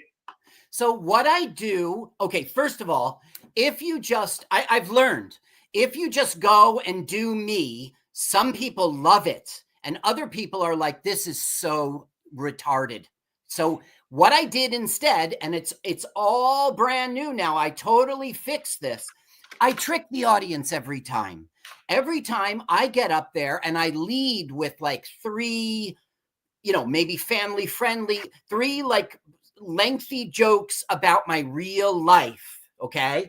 And then when I'm doing the 4th one, it starts off like about my real life, and then I hit them with a stupid thing, and then I start going into the stupid stuff. It's worked like a charm forever. You trick them at the beginning, you're just some regular comedian, and then as the thing goes on, it's getting stupider and stupider, and by the end, they're pissing themselves, and they're all on board. So I got around that problem. Gotcha. So you zig and they zag is what you're telling me, correct? I don't think I am, but okay.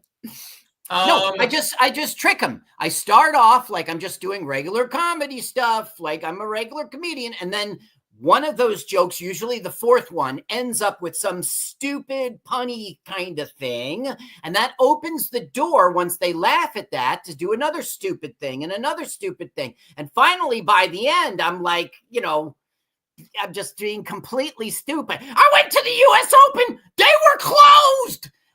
They're buying stupid jokes like that by the end of the set.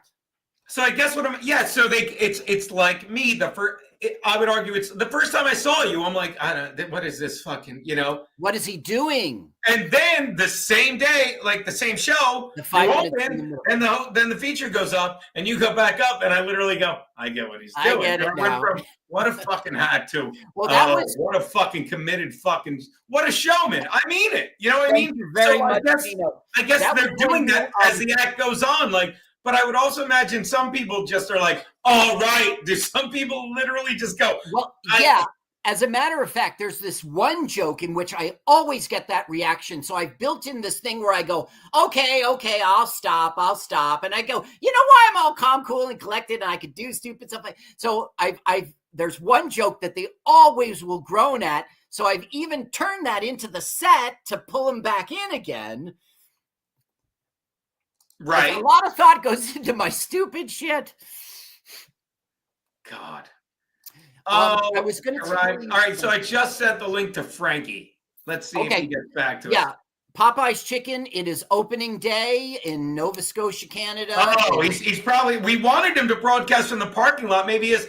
But while we're here, let's do the update. It's been about 10 minutes. Let's check in on fucking Karmelo. Karmelo went from $491 to $516, 16 to 9, $25 for him. Let's see how fucking our boy the murderer. What's that? He took a stab at it. It's working out. Nicely done. All right, have one ready for this. Our boy, he was at 985, 725. Luigi, the man who, let's see if he's getting a healthy chunk. 909. Look at that. He went up nearly $300, right? Well, look, I'm behind this guy, not because of the murder, but because he did something detestable, and everyone's like, fuck it, that's fine. They're just giving him a pass because the healthcare system is so bad, we need a single-payer system. So I like him, not for being a murderer, but because nobody has rejected him and kicked him out, except for the media, saying he's a terrible person. They're all, look at this GoFundMe. Look at how much money he's making. Because let's see what they said. Why. Luigi, blah, blah, blah. We believe in the constitutional right of fair legal representation. Yeah, this guy, like, I see giving him money. It's ridiculous that he's got $1 million coming at him, and he's looking for 1.5 because he needs to be defended. But it's just for a fair trial. But he knows what he did. Let's check with our girl Shiloh. Let's see how she's doing. She was at 675. Bad what he did. Look at that. 652. Fucking, she made another 340 while we were away. Let's see how this poor kid's doing. He was at 594, and now he is at.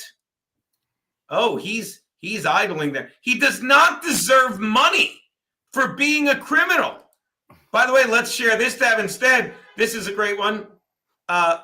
Luigi's public defender is named Mario. He was the first lawyer to pop up on his cell phone browser. I don't play video games, but that's a great joke. He even knows it. He knows it himself. Oh, I would be like, Luigi's public defender Mario showed up late to the hearing, and he's like, sorry, I'm late, brother. There was a gorilla in the parking lot throwing barrels at me. That's not bad, right? That's not bad.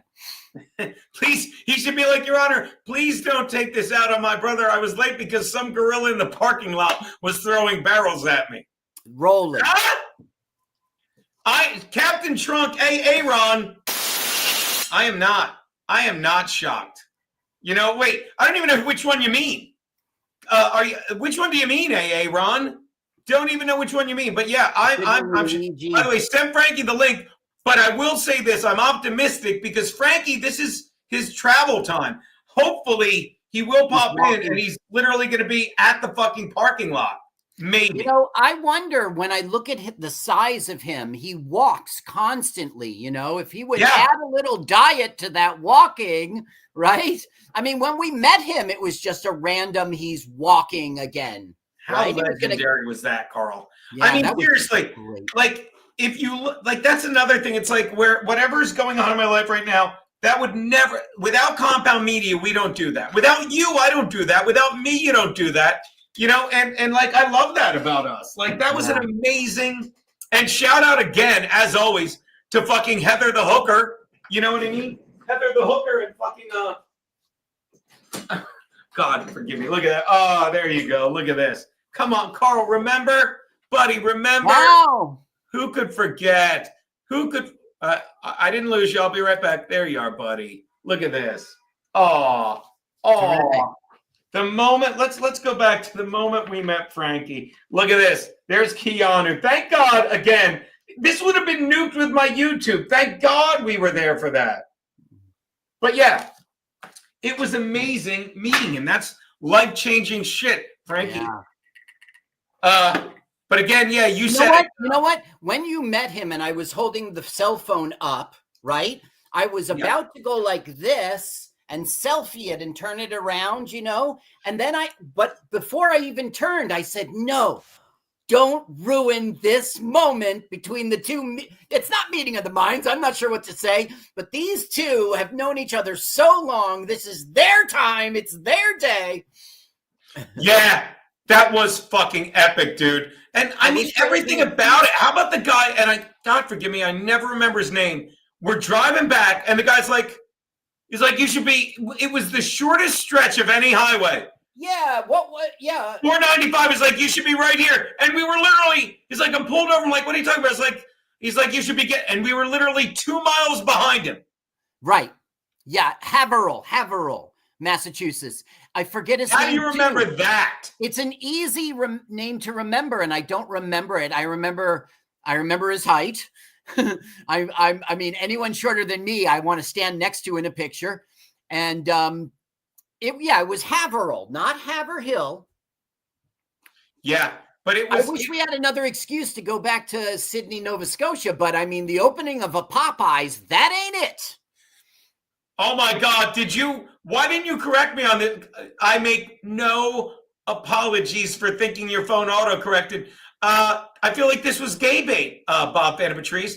He said shell phone Bowser because those are all Mario Kart references. Right. Did you know that? Oh, you didn't get it? No. I thought it was autocorrect. And I said cell phone browser. Right. That's his big joke. Bowser. Yeah, he's hilarious. He should have given more than $1. Let me read it for the people that played, for both the people that played Mario Kart and the heterosexuals. See what I did, Bob? Luigi's public defender's name Mario. He was the first lawyer to pop up on his shell phone's Bowser. I don't play video games, but that's a great joke. Okay, I'll say this. I will say this. That is a great joke in terms of, I apologize for being like, that's not that funny, because I said cell phone browser, which isn't funny. And then I thought you needed my help when you've been on a tear today. But my favorite is still, I'll show it again. I too will be visiting Prague. And he spelled two right. I also think that, like, I can't even remember. Oh, it was Patrick Melton who had the crazy guy Jake on I too. Whatever. Was that a homage to whoever it was, Jake Hudson? I too. I don't know. I don't either. I'm asking Bob Patrice.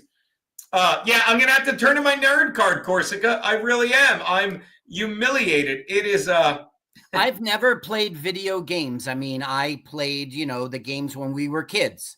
Space Invaders and all that stuff. But I mean, as soon as it got to this thing, I mean, besides, I was the dad and they were the kids. Let them play their video games. I never got started. I remember they were like, they would get me to play their games and I'd play it for a minute, you know. We'd be doing race cars and I'd screw up and go off the side and they'd be laughing at dad. And I said to them, give me a car. Put me in a race car. Then we're going to see how I really do. This is all about your thumbs, not about your abilities. I understand. Now, I'm adding a backdrop that our boys made for my, because Frankie is about to be here. So look at this. I'm going to I got a hard stop at 5 o'clock, my last call of the day. Hey. By the way, while I was bringing it up, Frankie disappeared. He was just here. I'm sure he'll be back. But look at how great is that? Oh, I should put it here. Yeah. And the Chargers. I know. Of course, and I've got the Chargers headband. Of course I do. It's very busy though. I'm going to take it down if Frankie doesn't come back. I do love the one I've been using though. That one's great, isn't it? Look at that one. I've got that one. Now, did we? So wait, were you saying you have to go soon? At 5 o'clock, I've got my last work call of the day. By the way, congrats on the new gig. We were laughing about it. I cannot give you a better compliment than I'm chatting with Concrete Pete while he's making the thumbnail. Like, hate to throw a last minute gig at you. He's like, oh, I'd love to. He did all the shit. He's like, I forget what he wrote. Like, oh, wait. Oh, look. Oh, I have it in the chat. Hold on, Brian. I wrote,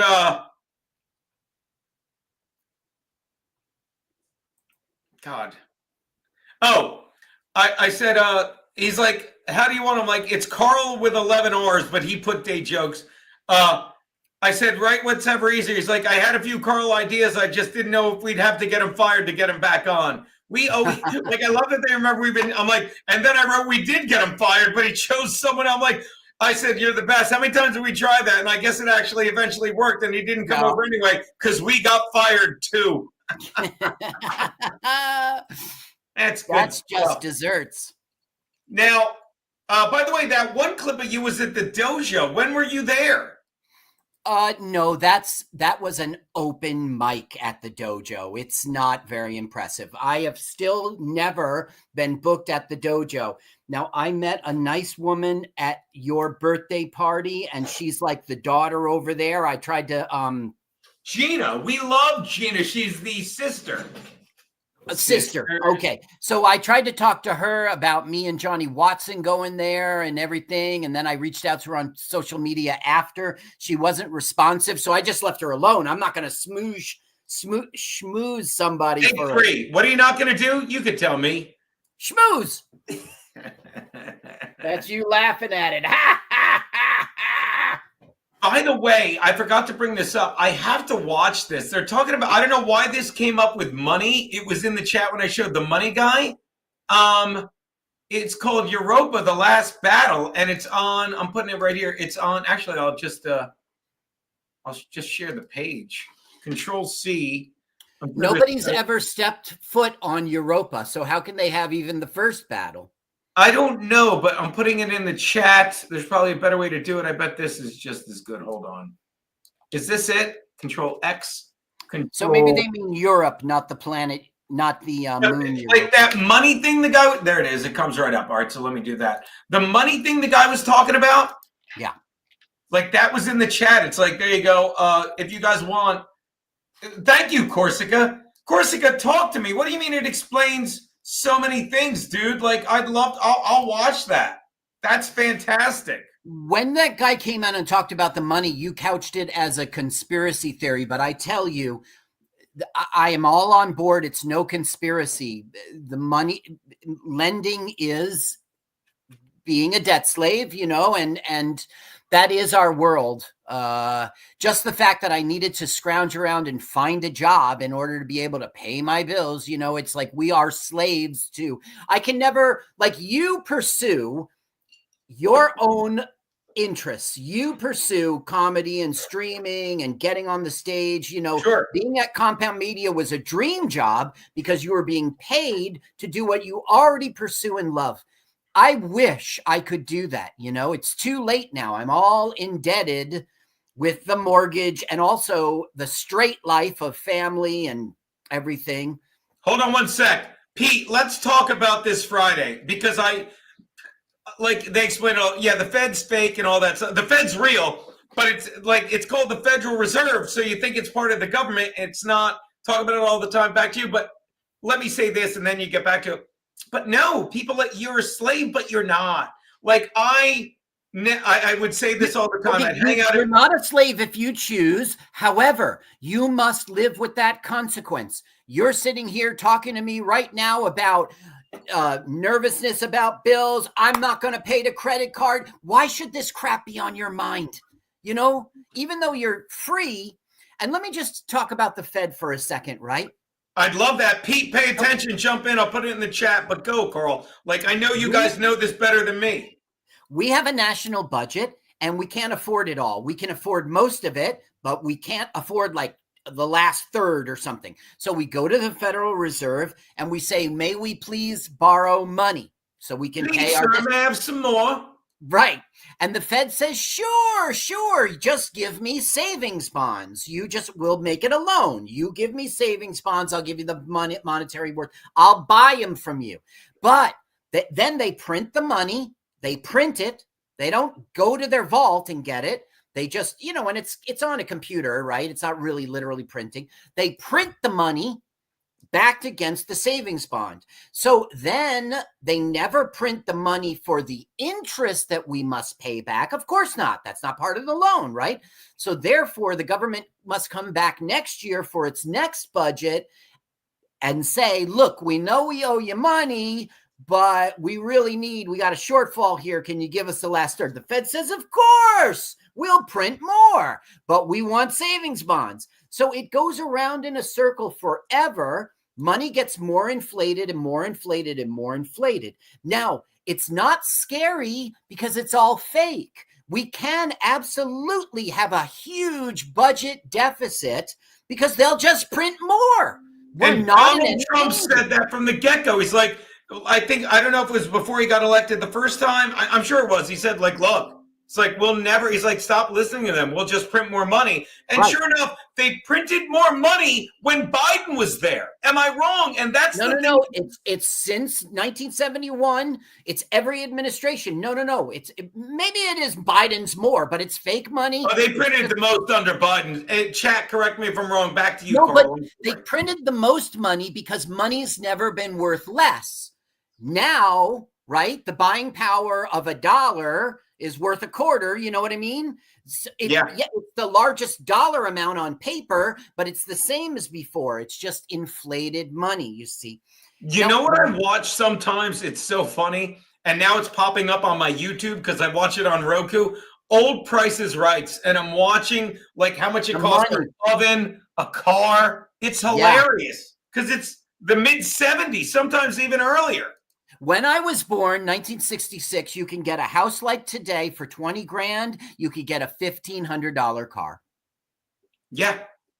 So today, when you go and spend $40,000, it is a little more value than the $1,500, but it's not like $40,000 is worth what $1,500 was. So it's not really more money. It's just our inflated economy. We beat the Soviets by outspending them on nuclear weapons and defense, but it kind of wasn't fair because we print the money. They had to earn the money and spend it. We never did. We had to spend the money and then just go print more. We outspent them because it was no problem. They had to earn the money and then spend it. That's why they failed. Well, and the thing I've been saying, which aside from all the stuff that's going on, like what drives me insane is like, this is why I'm dumb. And I'm not dumb. I'm very intelligent. I am. But here's why I'm dumb. I was ahead of the curve on so many things with COVID and all this stuff. And you know what I got for it? Fired. Yeah. Fired. I got fired for it and by my sports writing gig. And I got fucking left behind in comedy. That's on me. But it's like, I'm not smart enough to be like, if I could, it's just time to really be the heel. Like, why is my internet fucking me over? Hold on. Listen, I'm so sorry. I must run away. Is there any last minute? Look, I'm smart too. I'm smart too. I'm tested for ovarian cancer every year. I know what I'm doing now that I have my life experience. Yeah, but I'm telling you, it's like, why am I so behind on the curve when it's like I was right about all this shit, and a lot of people were, but I had a platform, right, and it got me in trouble, and I'm really ready to fucking be the heel. Like, I really want to just fucking start going in. By the way, thanks for the $1. I forgot to shout out Bob Fan Patrice while I'm interrupting you. I got a blue, he's like, I got a whale. You're damn right you did. Damn right you did, a blue whale, because that's like, I forget, it means he's given over $1,000 maybe. I forget what he's given away amount, but thank you so much. But again, like, it's time to really lay into being the heel. It's really time to lay into, by the way, look at my brother taking care of the good guy. Good luck on your work call. 5 o'clock is coming up. To really lay into fucking being the heel and being like, I want to go and I want to start doing these videos called Weekend Update, where you just call them out for the lies and the dumb jokes. I was saying, I've realized, like, lately, you've seen my act. I don't just make fun of COVID. I explain why. If you listen to me, there's a point. You listen to the left, they're like, oh my God, Donald Trump wiped his ass with the Constitution. Orange man bad. And they make a joke about Trump, which is fine, but it tells you nothing. Like we're so broken. The video I showed at the beginning of the show, but no one saw it because I wasn't live, Pete. I did it again. Was how the left is so fucking broken. So fucking broken. They're like, they think people think the internet is real. Like the Dabbleverse is like that and all this stuff. And literally, you have people, I'll show it to you real fast. It'll take me 1 minute to find it, Carl. Like, no, I can't. I showed it already. I have to also connect to the call and pull my notes up. I got to run. All right, Carl, do your plugs. I got to run too in a sec. Okay, just this Saturday, just go to carlsucks.com for all your information, because Carl sucks. Before you go, say, God bless Larry Bea. Yeah, thoughts and prayers to Larry Bea. Now, I admit that him not being here got me on, but really, seriously, good luck to you, buddy. By the way, before you go, let's check the numbers, and then we'll let you go, because I know you worry. Karmelo the criminal, he's up to. I love you, Geno. Peace in the Middle East. Karmelo the criminal, since we've been going up to 523.41. Luigi the murderer, let's check him. Did he break? Oh, he's so close to the million. I have a class to teach, or I'd hang out. No movement on the board. Let's check Shiloh. Let's see if she did anything. Did Shiloh go up at all? Shiloh went from 679.92 to 6. Oh my God. Way to go. She made $784 while we were gone. And let's see if this stupid piece of shit thief made any money at all. From 594, nope, didn't budge. And now let's check our dear friend Larry. Did Larry move up? Larry went from 25 to 82. Stayed the same. All right. Again, how great was that? God bless Larry Bea is right, fucking JJ. Look, JJ, I've switched the belt. Daddy's got the belt on. Look at that, motherfucker. That's how Daddy do. That's a good fucking belt. Thank you so much, JJ. All right, I've got a class to teach. I'm going to hang out a little bit more for Frankie. While I'm doing that, let me do some housekeeping. This was the video. If you don't get how broken the left is, watch. Here we go. Hold on. I don't know if you have sound, so I'll be right back, people. I'll be right back. Everyone refresh your drink. I'll be back in 7 seconds. Start counting now.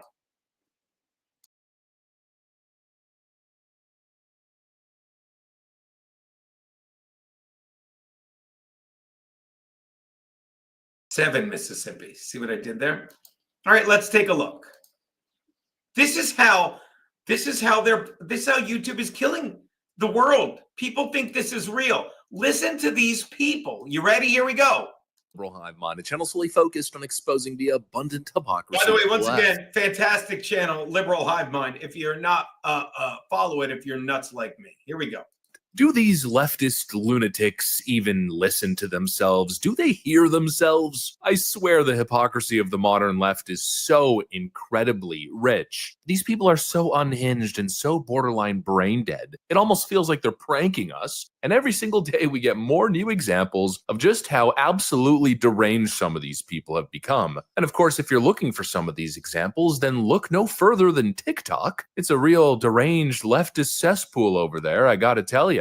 And once again, the brain rot is plentiful as the latest idiotic left-wing talking point is conjured up. We've got these TikTok leftists now running around declaring that if you voted for Trump, you are no longer allowed to celebrate Cinco de Mayo. Yep, seriously, that's where we're at in terms of left-wing political rhetoric. These people actually think that they're making a bold political statement by telling people that they've lost the right to drink margaritas on Cinco de Mayo because they don't support illegal migration. It's so mind-numbingly stupid. It's hard to tell, again, if these people are being Here's what gets me about this, and then I'll play a little more. People think YouTube matters like they're so used to obeying. Am I wrong? They're so used to obeying. Did I forget to show Carl that? I did forget to show Carl that. Sorry, Concrete PD. I just noticed my thing. I'll let him know. They're so used to obeying. Oh my God, you have to get vaccinated. Oh my God, no more than 8 people in your house. That they think because they listened to idiot, well, not even, because they listen to manipulative liars that we'll listen to them. And not only is this stupid, but they're so dumb, they think not only are they geniuses for saying it, because even if they were and they're not, even if they were, we wouldn't be like, you could say the smartest thing like, don't put your hand on a hot stove. And we'd be like, you can't stop me. But these are these people. Watch this. They're so fucking absolutely lost. Watch. Serious, or if they're just punking us. But well, of course, we know they're being absolutely serious. Let me show you guys this insane lunacy and why it's such a poor attempt at making an argument. We got some stuff to get into, so let's roll the tape. Introducing our cutting-edge Smart Zoom reading glasses. Sorry, guys, but I will never give YouTube a penny, so deal with the ads. I'm sorry. Automatically. All right, folks, so yeah, take a look at the latest left-wing meltdown. If you voted for the Red Hats, let me tell you something. I bet not see not Nam, Cinco de Mayo post this. Not a tequila, not a taco. I don't even want you to use a Miracle Whip this year. Sorry about that, All right, guys. folks, so yeah, take a look. Sorry about that, guys. I didn't realize I wasn't sharing it. Here we go. Look at the latest left-wing meltdown. If you voted for the Red Hats, let me tell you something. I bet not see not Nam, Cinco de Mayo post this. Not a tequila, not a taco. I don't even want you to use a Miracle Whip this year. Do you understand me? Nothing. Now stop.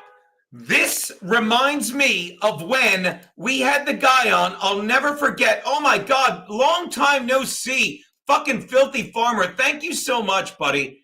Thank you for that. Cheers. Thank you for always, like, it's so funny. I was thinking of you the other day because you sent a sticker to Garrett and Steve on YouTube, of course, and I love the way you still support us. I'm like, that's one thing I miss about YouTube, who I just shit on. I'm like, I miss Filthy Farmer just dropping in with a super sticker. Thank you for taking the time to type those 8 letters, great, and the space, 9 characters. Great job, means a lot, Filthy Farmer. Thank you so much. Now, getting back to this, this reminds me of when we had the guy on from. The guy was on from fucking, why? I'll never get, this reminds me of when we had the guy on that worked at Fort Hamilton Whiskey, and he said to me, I'm worried that my son isn't funny. And I said to him, what do you mean? Not funny. Like I thought, like, I want my kid to be funny, which, you know, your kid's your kid. But no, he's worried about his kid. He's like, because his son, he's like, well, he'll just put things on Twitter that he thinks are funny. They'll get 3 likes and he'll think it's funny because of that. And it's not. That's this guy. You cannot tell me this fucking idiot is like, this is funny. He's not even trying to scare. He's like, he thinks he's funny and he's embarrassing himself. Watch. I'll go back and click again. This is an embarrassing watch. Left-wing meltdown. If you voted for the Red Hats, let me tell you something. I bet not see not Nam, Cinco de Mayo post this. not a tequila, not a taco. I don't even want you to use a Miracle Whip this year. Do you understand me? Nothing. You don't even get. Let me explain the joke, because white people love mayonnaise. What a dipshit. This is what passes for comedy, and the elites, the people in charge of the money, the overlords, the people that want to reduce the population love it. This fucking idiot is like, oh, look at me. I'm killing. I'm staying in my apartment like a good boy. I'm telling jokes, which aren't jokes, but I think they're jokes, and I'm laughing at myself, and I think everyone in the camera's losing their mind laughing. What a piece of shit. I take that back. What a sad case. Watch the next one. You drink water that day. Voted for that orangutan. I don't want to see a margarita in your hand in 4 days. I don't want to see chips and queso at your table, and you better. Let me tell you something about Cinco de Mayo. No one cares. This is how dumb they are. Like, they think every Republican is running out fucking saying like, I can't wait to drink on Sunday. Real people, regardless of what side of the aisle, of what God they worship, of what the color of their skin, enjoy drinking any given day. People like you that need to be seen, that need fucking attention, you're the fucking ones that are like, oh my God, Cinco de Mayo is a big day for drinkers. No, it's not. Breakfast is a big day for drinkers. You dumb cunt. But let's listen to her lay down the fucking law. Be the 5th of May to you and nothing else, since you want to speak English so bad. And if you voted for Trump, I don't want to see you sipping out a damn thing on Monday. I don't want to see you drinking no margarita. I don't want to see you eating for a week, you fat cow. You drinking no slushy. I don't want to see you drinking nothing but fucking water and damn disappointment. Okay, do you hear me? You don't deserve it. I better not see it. By the way, watch this. She thinks she's so funny. You don't deserve it. I better not see it. She edited it. She had to do a whole bunch of bits. This is what keeps people under control, keeps people tethered, keeps them behaving. Stupid shit like this. Sitting in her car saying, let me do a bit about Cinco de Mayo. Believe that my spot, I'm walking in and asking for voter registration cards. Let me see what you did. Show me your proof. Yeah, so according to these woke TikTok geniuses, if you're a Trump voter or if you're a red hat, you're banned from celebrating Cinco de Mayo. Why? Well, because you support border security, you support an actual sovereign nation, you support legal immigration. All right, now let me do a little more searching here. Thank you, Concrete Petey. I have to answer, and I have a class tonight, but you guys are great. All right. What's he say about this idiot? I mean, let's talk about the actual message here. Essentially, they're telling Mexican Americans included, because of course, many Mexican Americans.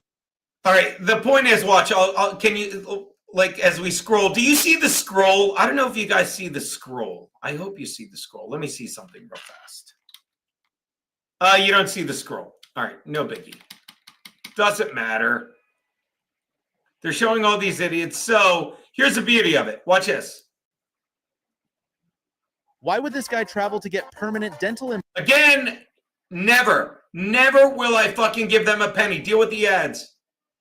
Immigration, you hate Latinos. First of all, that's absolutely false. Nearly half of all American Latinos in the last election voted for Donald Trump. That's millions of people. What's the claim that you leftoids are making? That these Latinos are self-hating? That they hate Hispanics and that's why they voted for Trump? It's completely idiotic. They don't hate Latinos. They're against open borders. And they're especially against the horrors of human smuggling and trafficking, the abuse of children. I got to cover one more thing. Because again, this is what I talked about. All I ever do is, I don't even know what this is I'm looking at. All right. But again, shout out to Bill Schultz because his cousin is Andrew Schultz. And Charlemagne the God literally had Joe Biden say to him, if you don't vote for me, you ain't black. And he still doesn't get how much the left hates you. And watch fucking Andrew Schultz call him out in this video. Up our own sweatshops instead of outsourcing to China. Yes, sure. It sounds good in theory. Let's manufacture stuff in America, but it costs too much motherfucking money to manufacture things in America. But does it have to? I don't know if it costs too much. But that's my point. Does it have to? I think that that's a convenient lie that they tell us. I think you can manufacture things here. And then people go, oh, a cell phone will cost $30,000. He goes, I bet you $1 million Dollars, it don't cost And us $30,000 once you start making it. That's what I'm saying. Does it have to? They say that, right? Man, it costs too much to manufacture in America. Does it have to? Why does it? Well, it costs the companies. I don't know if it's going to cost the consumer. But why does it cost the companies? Because you got to pay people much larger wages than they are getting paid overseas. So if you brought all this manufacturing back to America, like, and it's factory jobs and it's mass production, like, are you going to pay everybody $15 an hour, or are you going to pay them $45 an hour? Well, you know what you do. You build the manufacturers and stop the deportation. And you take the people that you're deporting and put them in those factories and pay them those low wages. No, but on the real, part of the problem is that's kind of slavery. It's not exactly, but I didn't say anything about slavery. I'm just saying that you build the factories and you take the people who actually want to work in those factories for those low wages. If you have a and let them go. submarine, you want to find a way to build a fit this that it can be function here. Simple as that. But we also have to be real. Americans, for the most part, don't want those jobs. You don't know this. You don't. You are two black people who want to believe you've been oppressed, where Charlemagne the God, who cannot think for himself, but always got fucking stuff because of what he is, not who he is. Because of what he looks like, not what he says. They're like, no one wants those jobs. People would kill for those jobs right now. Because fucking COVID and the elites and the left crippled our fucking economy. Fucking tried to destroy the middle class. It's amazing what they would take. And these pieces of arrogant, handed gigs to them shit want to speak for people that they feel are repressing them, that they wouldn't spend the time of day getting to know, let alone speak with. Are you out of your fucking mind? Talk a little more, piece of shit.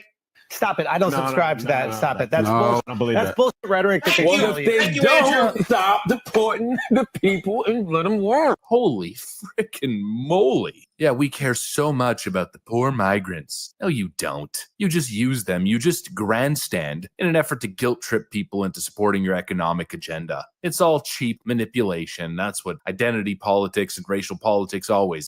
It's absolutely insane. I'm sorry. Look, do I have a hair right here? Look, I don't care what you say. Didn't get it. Didn't get it. At any rate, look, I have to go. I have stuff to do. Tell you what, I have a class to teach, but I'll tell you what, you throw a purple helmet on me, I'll do another 20 minutes. I am literally begging right now. I don't mind because I'm enjoying a whiskey. Ooh, tell you what, you'll have to throw me $19. By the way, I love this bit. I love this bit, Bob and Patrice, because yeah, you're right. One, you are exactly correct. Stop calling him the God. I don't make you call me horsecock on fire today. But another thing, BFO Pizzle, I love that fucking Steve, when we made him make a Twitter name, he made himself Steve Conti the God, which actually is hilarious because he was making fun of this guy. Gold. All right. Stop sharing, remove. There you go. God, I fucking love you guys. Look, I'm not gonna lie to you. Say what you want. Gecko Dundee. I don't mind. I'll say it again. First out, shout out Marcy Rhodes. Oh, yes, spell it out. $3 a pop. But my God, Gecko Dundee. First of all, do your Columbo thing. Secondly, where did I put the hat? Don't move. I'll find it. Okay. Yeah. And again, I'll say and this will take me back to where we started, and maybe Frankie will swing by. I mean it. Like, I appreciate, shout out BFO Pizzle. Steve Conti is the God. That show is so great. And we are moving back, Bob Van and Patrice, not moving back. The football show, not this week, because I have a gig. Thursday night, me and Keanu have a gig with at a place called The Perry. Me, Keanu, our buddy Sherrod Small. We'll be at a place called The Perry, booked by Victoria Armstein. She's on the show tomorrow. She is the author of the book that I cannot find. God damn it, I suck. I had her book. I did. You think I'd have it ready? Whatever. Victoria Armstein wrote a book. I'll find it for tomorrow, but is this it? No, that's our boys. What is this? Nope. But Victoria Armstein will be here tomorrow. She wrote a book that I'll have ready, but she is booking a show called The Perry, and we're there Thursday night. I cannot wait for that. Can't find it. God damn it. I'll have it by tomorrow. I might be. We're just doing a second run through the scripts today, which is fun. All right, excellent. So let's get back to where it was. But Gecko Dundee, thank you so much. Ba-boom. What was I saying? Was it this? And no, Steve Conti is the god. Yeah. Oh, that's what I was saying. Thank you so much. We are bringing the show back. I don't know why I keep saying back. The show will be, In Hot Water Football Show will be here starting in 2 weeks, which I love. Garrett and Steve will come here, do their show. I love hanging out with them. That's one thing that never changed. I bitch a lot about the way Compound ended, and I feel like people like did shit. But me, Garrett, and Steve, we're fucking tight. Fucking tight. Charlemagne the Nog is brilliant, by the way, Corsica. Thank you so much. Let me go through some stuff. All right. While I want to cover some stuff, but real fast, let's check the tote board. Let's see if this guy can actually break 1 million before we get there. Not this fucking idiot. This guy went from 523, 541 to, I love that you gave me this idea, Bob. He made $20 while we were gone. Let's see, the fucking murderers wants to defend legal practices. He went up 1,000. Our girl, Shannon Hendrix, 776. Let's see what she did. Oh my God, wow. She went 776. Do the math. 190. Jesus Christ. I can't even. She went up fucking nearly 1,500. She went up 1,500 in that time. And this little criminal, unbelievable. This is what I mean. Parent is a verb. This guy, rather than just saying to the woman, didn't go up. Fuck you. This is fucking selling victimhood. Did you see this? Me and Keanu will be in Vineland fucking this weekend. Cannot wait for that. Oh, cannot wait. All right, let me go over a few things since you guys were nice enough to throw a purple helmet at me. Thank you, my boy Gecko. I will go right to my Gmail. I covered everything. Money is fake. Money's like blood in the body. This is a great one. What is this? Just going through the emails I sent to myself. Let's share this tab instead. I don't care that I've lost sound. No one cares. Let me read this and see what comes up because I was reading it then. I'll put myself small so it'll be a little bigger for you. There you go. Out of control, whack jobs. They want to impeach him again, which is insane. I thought this was. Nope, I thought I could. All right, that one sucks. Never mind. Let's do another one. I always remove the wrong thing. Shut up. Go to my Gmail. Delete. You can't be bothered. Oh my God. This I love. This I know exactly what I'm looking at. What is this one? Wait, this one's. Why'd I put funny? Hold on. You want to see something funny? And then I'll do the other. Okay, stop. I'm gonna play something funny, and then I'll talk about like how even when you're on the conservative side, the conservative pushes shit. And I wish Keanu was here for this. I'll bring her back tomorrow. I should start a Give, Send, Go claiming you need therapy because you're so. Oh yeah. Oh, that's fucking brilliant. Fucking brilliant. By the way, shout out to my boy Derek.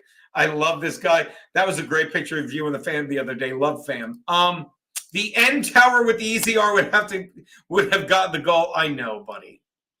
All right, so watch this. This is just funny. I don't know if you ever saw this. I think it's old Monty Python, but this is the shit I need to watch more of. It's a 90-second clip, but it's hysterical. Have you seen it? And then I'll get into the Panthers trans cheerleader. Please hold. So funny. Oh, wait. I got to reboot. Because there's no sound. Because, again, they don't want you fucking on Rumble.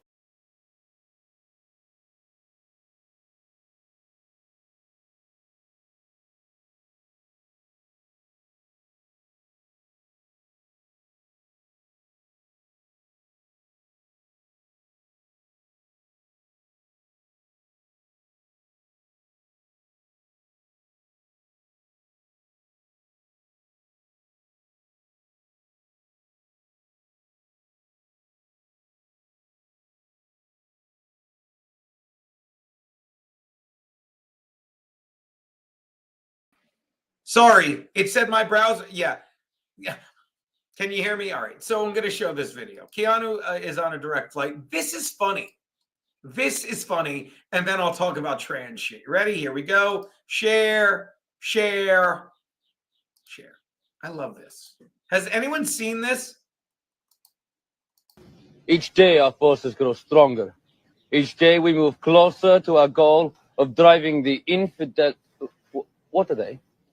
Nothing. Carry on. Driving the infidels from our motherland. We are not afraid to... Are they subtitles? They are, aren't they?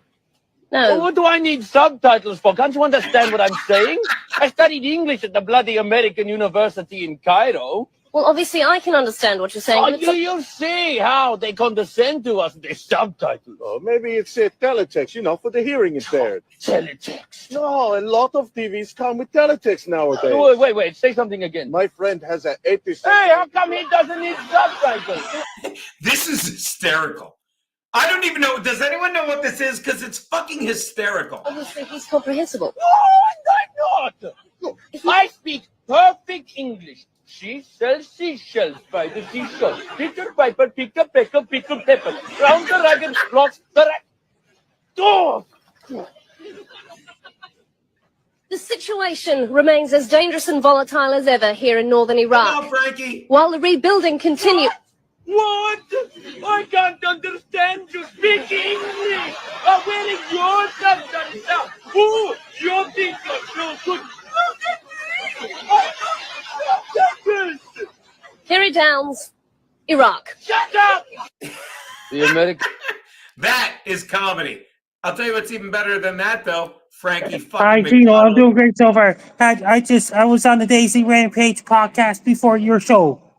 Yeah, Frankie, you were here for a second. Saw you in the Yes, chat. I had to go on it. I had to do a pre-record for Daisy Rampage podcast with Roger Wildchild and all those guys earlier.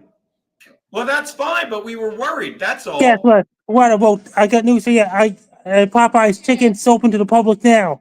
Frankie, that's what we were going to talk about. God damn it. So we thought you were going to, let me rephrase. We were hoping that you were going to stream from that parking lot. Is that where you are indeed? That means I was at Dooley's because Daisy Rampage show. Okay. So you did a pre-tape or whatever the kids call it, right? That's like the Heather Wells, the host of Daisy Rampage podcast. She recorded me earlier. The Daisy Rampage podcast? Yes. All right, your story checks out, Frankie. But what I'm saying is, look at this. So this place is Popeyes is open right now? Yes. Come on. I took that picture yesterday, and today is open. Well, why? How far is it from where you usually hang out? That means it's not far. We really were hoping you were going to broadcast. Not that we mind. We I love can having and that means I can even pre-record it and send it to you. What's that, buddy? I can even record a video of myself and send it to you. I'd love that, buddy. Yeah, like we love that you're there. That's for sure. But we were hoping, you'd stand in front of it. Now, so you're going to go there tomorrow and record a video, you're saying? I just go there tonight and pre-record a video of me. Is that what you're going to do, buddy? Yeah. All right. Well, that's fantastic. I'm not going to lie to you. I love. That means I took a video of myself at Dooley's on Saturday night. I just sent it to you. You have to do a video. Oh, like you sent a video of you at Dooley's? On Saturday night. I was hanging around Dooley's Saturday night. I just sent you the video on Where'd you send it to, buddy? Twitter chat. Oh, the old Twitter bit. Is that where you sent it? Yes. All right, let me take a look. Guy didn't get back to me. Ba-boom. The former Compound Media. All right. Now I have the Popeyes pictures. I don't have. Wait, you sent it to solely me? No. I just sent it to you on last Saturday night. Okay. Wait, you sent it to the whole chat? Yes. Oh, I think I got it. Is it a short video? Here's a short video. Let me see. Is this it, buddy? Ba-boom. Ba-boom. It's going really great so far. See, how you doing? Hey, everybody. I'm doing great so far. It's right now. Things going great so far. I'm doing great so far. Things going really well. Why not? I'm having a great day. Things going really great so far. See, how you doing? Is that you, Frankie? That's me. Frankie, I don't know if you know this, but did you know that Popeye uses olive oil? I did not know that. Did you know he likes to put it in her shitter? That means what about Nelson Peabody? He was down Florida. He was. I haven't seen him in a while. Now, Frankie, did you see all this stuff going on? Do you think we should start a GoFundMe, Frankie? You ever think of that? GoFundMe. What does that mean? That means we just act like we need people's money, make up a reason, and they give it to us. Like, remember when I gave you that $5,000 check? Frankie, what did you do with that $5,000 check I gave you? It's not true. It's not real. So you don't have a $5,000 check I gave you. And Carl was here earlier. He loves you, by the way, buddy. You don't have a $5,000 check I gave you, Frankie. Your phone? Take your phone over and plug one of the seat belts. Yeah. Is someone talking to you, Frankie? Frankie? What? You're telling us we didn't give you a $5,000 check. Yeah. Frankie, yes or no? Did we give you a $5,000 check? It's not a real one. Frankie, that sure looks like a real check to me. Look at that. It says Frankie MacDonald. No, that was not a real check we gave you, Frankie. Come on. Yeah. Buddy, no. That's not a real 3-foot check. That's a great question by Concrete Petey. No, Frankie? Buddy? Frankie? Where'd you go, buddy? Did he leave? Where'd he go? There you are. Frankie, what happened? Were you out cashing this $5,000 check, Frankie? Not true, not true, not true, not true. Look at that. Oh, my God. That's a $5,000 check. Signed by Anthony Cumia, no less. Buddy? Frankie, what are you doing there? Is it loud? What happened, buddy? Hello? Frankie? Frankie! Made it! How are you, buddy? You good? Yeah. All right, that's all.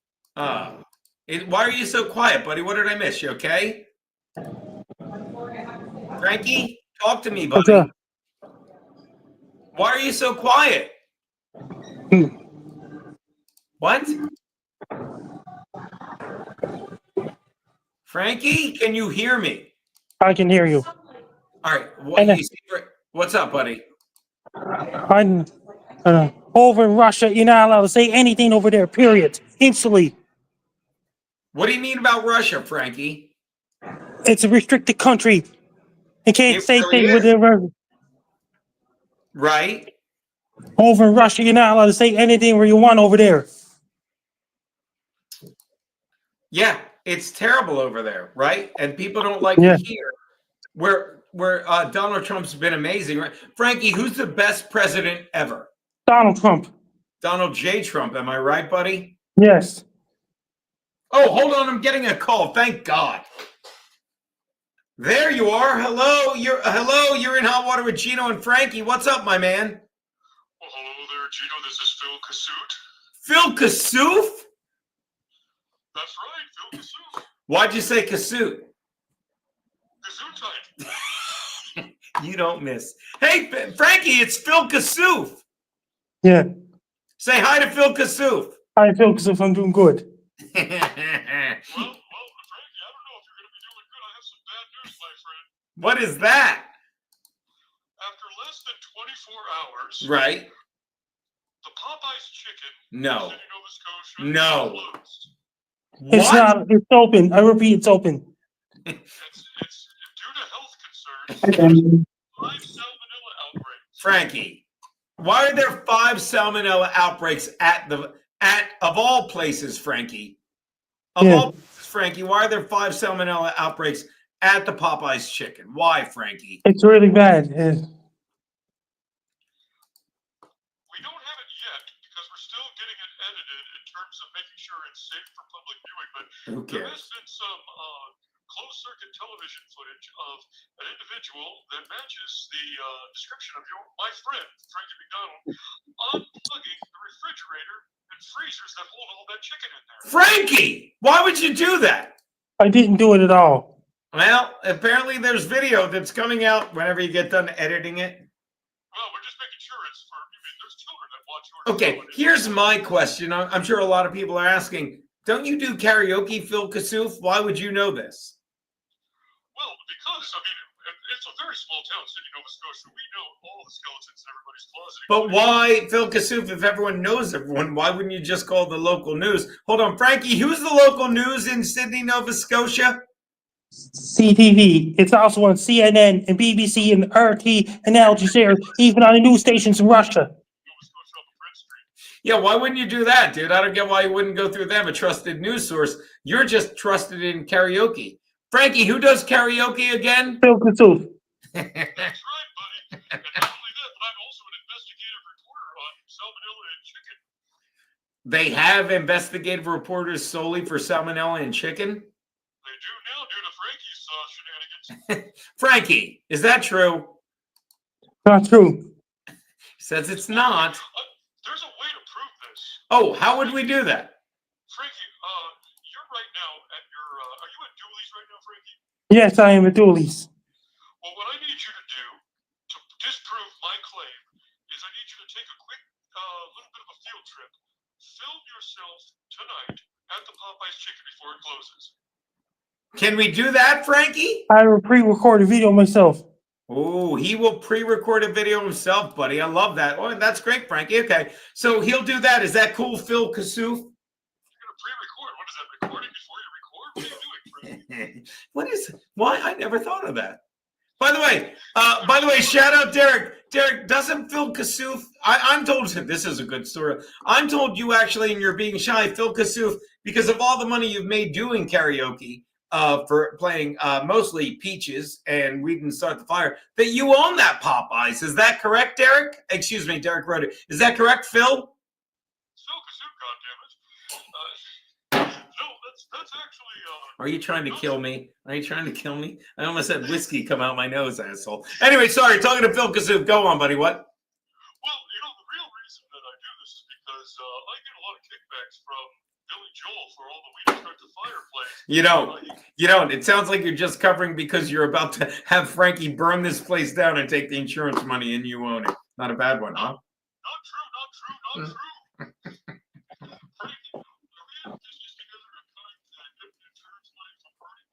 You're breaking up. Is that me or you? Phil Kassouf, are you driving through a tunnel? Driving through the Prince Street Hot Pocket Tunnel. Hot pocket. I'll never forget that. You've damaged me, Phil Kassouf. I will tell you this. That Frankie, you better video yourself pre-recorded if you must, but we will have some footage tomorrow on your show. Oh my God, he's breaking up. He's breaking up. Obviously, Frankie is out to get him because he has footage of it. I have to hang up. I love you. I'll talk to you later. Frankie, what did you do? It's like he was being strangled. Were you strangling him because he's onto you? Did you do that to? I keep forgetting the name. Who's the name of the guy that hosts karaoke on Wednesday nights? Phil Kassouf. All right, Frankie. Obviously, you're busy. Look, it is 5:37. Barring another purple helmet, I am free. I'm giving 1 minute for the purple helmet. Then I'm going, people. Then Daddy's got to go. Please don't let Frankie. We're not going to let you go to the gulag. We are not going to let that happen to you, buddy. You seem very busy. What are you typing, buddy? Things are great so far. Things are indeed great so far, Frankie. No one is arguing in that point. They really are. All right. Well, look, this has been splendid. Frankie, yeah, oh, you're dancing us off. Thank you for coming by. No one's letting him go to the gulag. He's not live tweeting about Russia. You guys are the schmoopest. What was I going to say? Thank you to everyone. By the way, guys, before we go, Frankie, one last time, we've got to check on the world is going to shit. So we're going to check on these super chats. Now, when we last left Karmelo, he was up to 523, 561. Do you know who Karmelo Anthony is, Frankie? He's just a guy. That is all. He's a piece of crap. He made $523,000 so far. I don't even remember what we started with. Let's see what he made in the past 20 minutes. Made an extra $20. This guy, do you know who Mario Luigi Mangione is, Frankie? Don't know him. Another murderer. And he's let's see if he broke $1 million yet. Nope, still hovering at 986. Let's see. Do you know who Shiloh Hendrix is? God, she went up another 1,000. And let's make sure this kid's not making anything. It's making nothing. Yeah, you need to give, send, go. Wow. I really do need to think of a good give, send, go. That's what I should start. Wow. All right, look, Frankie, it's been fantastic. You are the schmoopest. Dance us off.